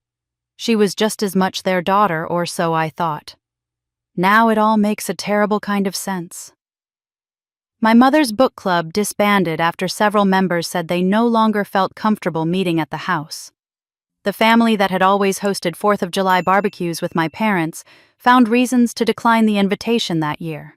The social fabric that had surrounded Diane and Robert for decades simply unraveled. I watched it happen from a distance from my apartment in Boston where I'd returned after the trust fund transferred. I didn't give interviews. I didn't add to the story beyond the initial evidence I'd provided to the police and the court filings that became public record. I didn't need to. The truth had its own momentum. Maya asked me once if I felt guilty about the destruction. "They're losing everything," she said, not accusatory, just observing. "They're losing what they should never have had," I replied. The house was never theirs. The trust fund was never theirs. The respect of their community was built on a lie. I didn't destroy anything. I just stopped maintaining the illusion. The church that had been my parents' social center for decades now saw them as pariahs. The business that had been Robert's identity was crumbling under the weight of broken trust. The social position that had been Diane's pride was gone, replaced by whispered conversations that stopped when she entered rooms. I didn't destroy them, the truth did. And truth is patient. It waits decades if necessary. By July, 6 months after my 30th birthday, my life had reorganized itself into something I barely recognized. The house in Riverside sold quickly despite the notoriety, or perhaps because of it. Someone wanted to buy the Victorian where that story had happened, maybe hoping some of the drama would linger in the walls. I sold it for $800,000 and felt nothing but relief when the closing papers were signed. Half of that money, $400,000, went to organizations I'd researched carefully. The National Center for Adoption Rights received a donation to fund legal assistance for adult adoptees seeking their original birth certificates. A nonprofit supporting children who'd lost parents got money for counseling services and educational support. The money that had been tied to Sarah's death, held in trust through decades of lies, now went toward helping people like me find truth and healing. The trust fund itself required more thought. I kept enough to live comfortably to buy a small condo in Cambridge with huge windows that let in morning light and a kitchen that was mine alone. I invested conservatively, ensuring I'd never have to worry about money again. But the bulk of it, $1 million, went into establishing the Sarah Mitchell Memorial Scholarship Fund. It would provide full college tuition for young people aging out of foster care, those who'd never had families to support them, who'd learned to survive on their own strength. Sarah had tried to protect me, had tried to give me the inheritance her parents intended. Now I'd use it to protect others the way she'd wanted to protect me. The final piece of rebuilding was reclaiming my name. The legal process was straightforward but emotionally enormous. Allison Sarah Mitchell.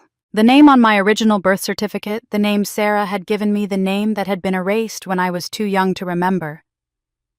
The first time I signed it on official documents, my hand shook.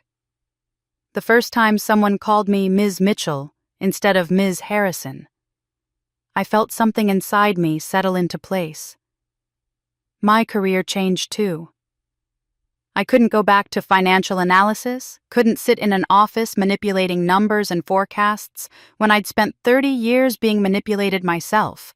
I needed work that meant something that used what I'd learned in ways that helped others. The nonprofit found me in a way.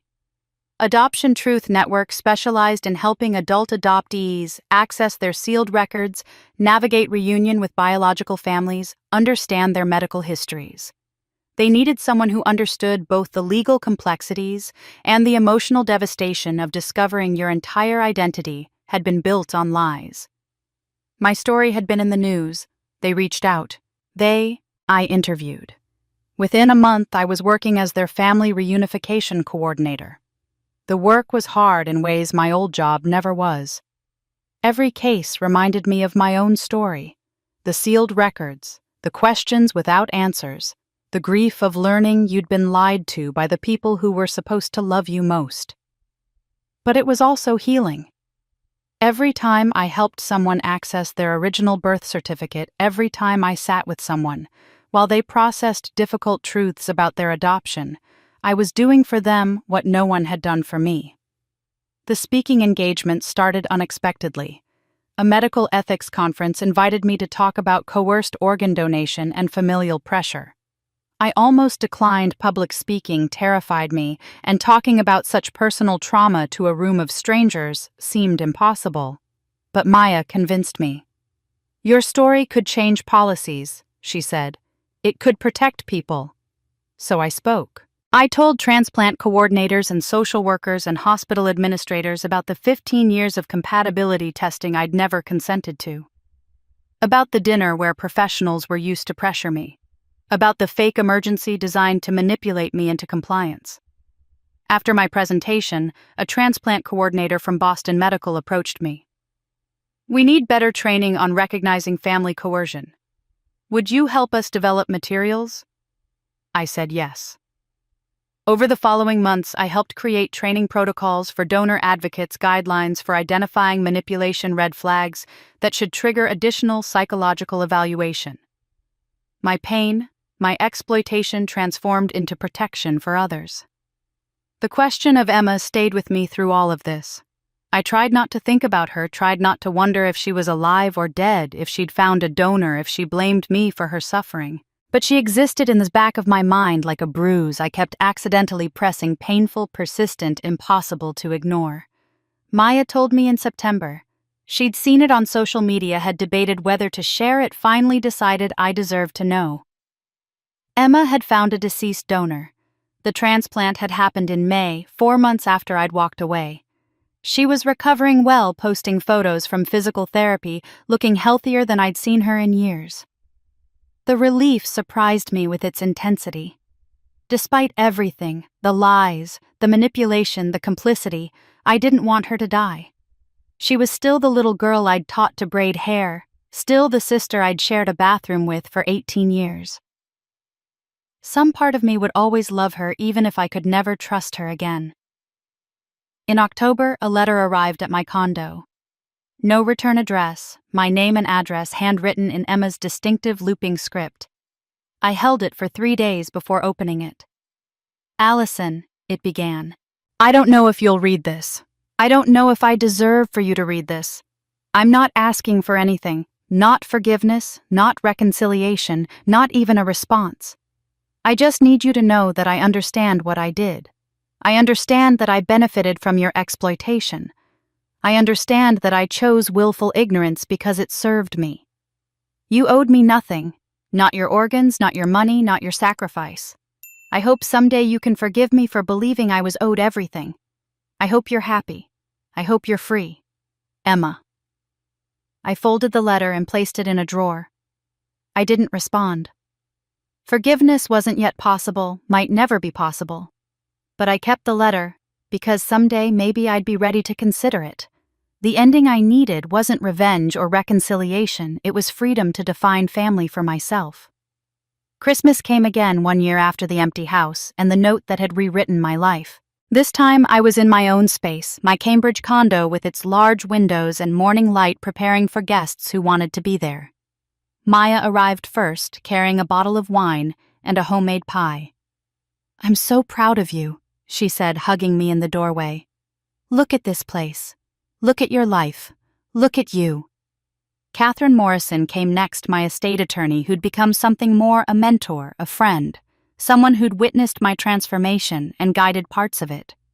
She brought flowers and stories from other cases she'd handled, other people reclaiming stolen inheritances. Marcus Webb arrived with his wife, both of them bearing gifts that spoke to how well he'd come to know me during the investigation books about adoption memoirs of people who'd rebuilt their lives after family betrayal. The 3 scholarship recipients came together, young women who'd aged out of foster care and were now attending college on Sarah Mitchell Memorial Scholarships. They were nervous, uncertain of their place in this gathering, and I recognized that uncertainty because I'd lived it my entire life. "You belong here," I told them. "Not because you owe me anything, but because I want you here." We ate dinner around my small table, 8 people crowded together, passing dishes and sharing stories. No one asked me to be anything other than myself. No one kept score of who gave what or who deserved more. The warmth I felt wasn't performance or manipulation, it was genuine connection with people who'd chosen to be in my life and whom I'd chosen in return. After everyone left and the condo was quiet again, I put on my coat and drove to Riverside. I hadn't been back since the house sold, had avoided the town that held so many painful memories. But there was one place I needed to visit. The cemetery was small, old, tucked behind the community church where Sarah had once been a member. I found her grave in the far corner, a simple granite headstone that read, "Sarah Mitchell, 1970-1998, beloved mother." I knelt on the frozen ground and placed the flowers. I'd brought white roses because I didn't know what Sarah had liked, and white seemed safe, respectful, appropriate for a mother I'd never known. "Hi, Mom," I said aloud, my breath forming clouds in the December air. "I'm sorry it took me so long to visit. I'm sorry I didn't know you existed for most of my life." The words came easier than I'd expected, flowing out like they'd been waiting decades for release. I got justice for both of us. I found out what happened that night on Route 7. I know about Diane's rage and the trust fund and your plans to leave with me. I claimed the inheritance your parents wanted me to have. I'm using their money the way you would have, helping kids who need protecting, kids who don't have families to fight for them. A crow called from the nearby tree, the only sound in the silent cemetery. You tried to save me by leaving. You packed your things and planned to drive to Jennifer's house and start over somewhere Diane couldn't reach us. I'm sorry they didn't let you. I'm sorry you died before you could get us away. But I saved myself in the end, Mom. Maybe you taught me how in those 3 years I can't remember. Maybe some part of me always knew I needed to be strong enough to survive them. I pulled out the photograph Jennifer had given me, Sarah holding baby me, both of us laughing at something outside the frame. Sarah looked young and happy, and nothing like the tragic figure from the obituary. She looked like someone who would have taught me to be brave. That photo now sat on my mantel at home, the only family picture I displayed. Not the carefully staged Harrison family portraits where I was always slightly out of focus. Just Sarah and me, proof that I'd been loved, once loved, first loved, without conditions. 3 months later, I stood at a podium in front of 200 medical professionals at the National Transplant Ethics Conference. My hands shook as I clicked through slides showing the timeline of exploitation, the medical reports documenting 15 years of compatibility, testing the trust fund that explained the motivation. Familial pressure in organ donation isn't always obvious, I told them. It's not always someone explicitly demanding your kidney. Sometimes it's a lifetime of being taught that your worth lies in your usefulness. Sometimes it's being raised to believe that saying no makes you selfish. Sometimes it's being tracked as a backup plan from age 14 without your knowledge or consent. The room was silent. I could see people taking notes, could see others with tears in their eyes. When a family member comes to you requesting evaluation for donation, look deeper. Ask about family dynamics. Ask about financial relationships. Ask if the potential donor feels pressured. Ask multiple times in private with their own advocate present. Because I'm standing here today because I said no, but I almost didn't, and there are others who don't. After the presentation during the reception, a young woman approached me. She was crying, makeup streaking down her face, hands shaking as she reached for mine. "Your story saved me," she said. "My family has been pressuring me to donate a kidney to my brother for a year. Every family dinner, every phone call, every text message. I thought I was selfish for hesitating. I thought I was killing him by saying I needed time to think. But you're right, my body belongs to me. My life belongs to me. I'm allowed to say no. I'm allowed to protect myself." I hugged her, this stranger who suddenly felt like family in the way that truly mattered. "You're allowed," I whispered. "You're allowed to choose yourself." The work continues. Every speech I give, every policy I help change, every person I help free from coerced donation, it's Sarah's legacy and mine. The truth we're spreading is simple, but revolutionary. Blood doesn't make you family. Love does. Real love. Unconditional love. Love that never demands you destroy yourself to prove your worth. That Christmas, I didn't just survive, I became who I was always meant to be. Sarah's daughter, not their secret. Allison's story is more than just one woman's journey from exploitation to freedom. It's a testament to something we all need to hear, especially those of us who've spent years, maybe decades, believing that family love requires endless sacrifice. The truth. Allison discovered. The truth that nearly cost her everything is this: real love never demands you destroy yourself to prove you're worthy of it. What happened to Allison isn't rare. It's just rarely spoken about. How many of us have been taught that saying no to family is selfish? How many have been conditioned to believe our worth lies in our usefulness, our compliance, our willingness to give until there's nothing left? How many have stayed silent about mistreatment because confronting it might mean losing the only family we have? Allison's courage wasn't in walking away. Her courage was in recognizing that a relationship requiring her destruction wasn't worth preserving. The lesson here cuts deeper than one family's betrayal. It's about bodily autonomy, the fundamental right we all have to control what happens to our own bodies, regardless of who's asking or why. No one, not even family, not even someone dying, has the right to demand your organs, your health, or your sacrifice. Saying no doesn't make you a murderer. It makes you a person exercising the most basic human right, control over your own flesh and blood. It's about recognizing that blood doesn't create family, love does. Real love. The kind that doesn't keep score, doesn't demand payment, doesn't require you to earn your place at the table every single day. Allison lost her biological family, but found something more valuable: chosen family. People who wanted her presence, not her resources. People who valued her humanity, not her utility. That's the family worth fighting for. It's about understanding that it's never too late to save yourself. Allison was 29, nearly 30, when she finally saw the truth. Some of you watching might be 40, 50, 60, 70. You might think you've wasted too many years, given too much, that it's too late to change the pattern. But Allison's story proves that's a lie. Every day you're alive is another chance to choose yourself, to set boundaries, to walk away from people who treat you like an asset instead of a person. The Harrison family lost everything: their home, their reputation, their standing in the community, their control over Allison. But Allison didn't destroy them. The truth did. And that's perhaps the most important lesson: silence protects abusers. Speaking up, setting boundaries, demanding better treatment. These things feel dangerous because we've been taught they threaten family unity. But what they actually threaten is dysfunction. They threaten manipulation. They threaten the power of people who've built their lives on exploiting those too kind, too loyal, too afraid to fight back. If Allison's story resonates with you, if you've ever felt like the family ATM or the family therapist or the family scapegoat, I want you to know you're not alone. Your feelings are valid, your boundaries are necessary. Your worth isn't measured by how much you can give or how much you can endure. I'd love to hear your thoughts. Have you ever been in a situation where family expected more than you could give? How did you handle it? What boundaries have you had to set?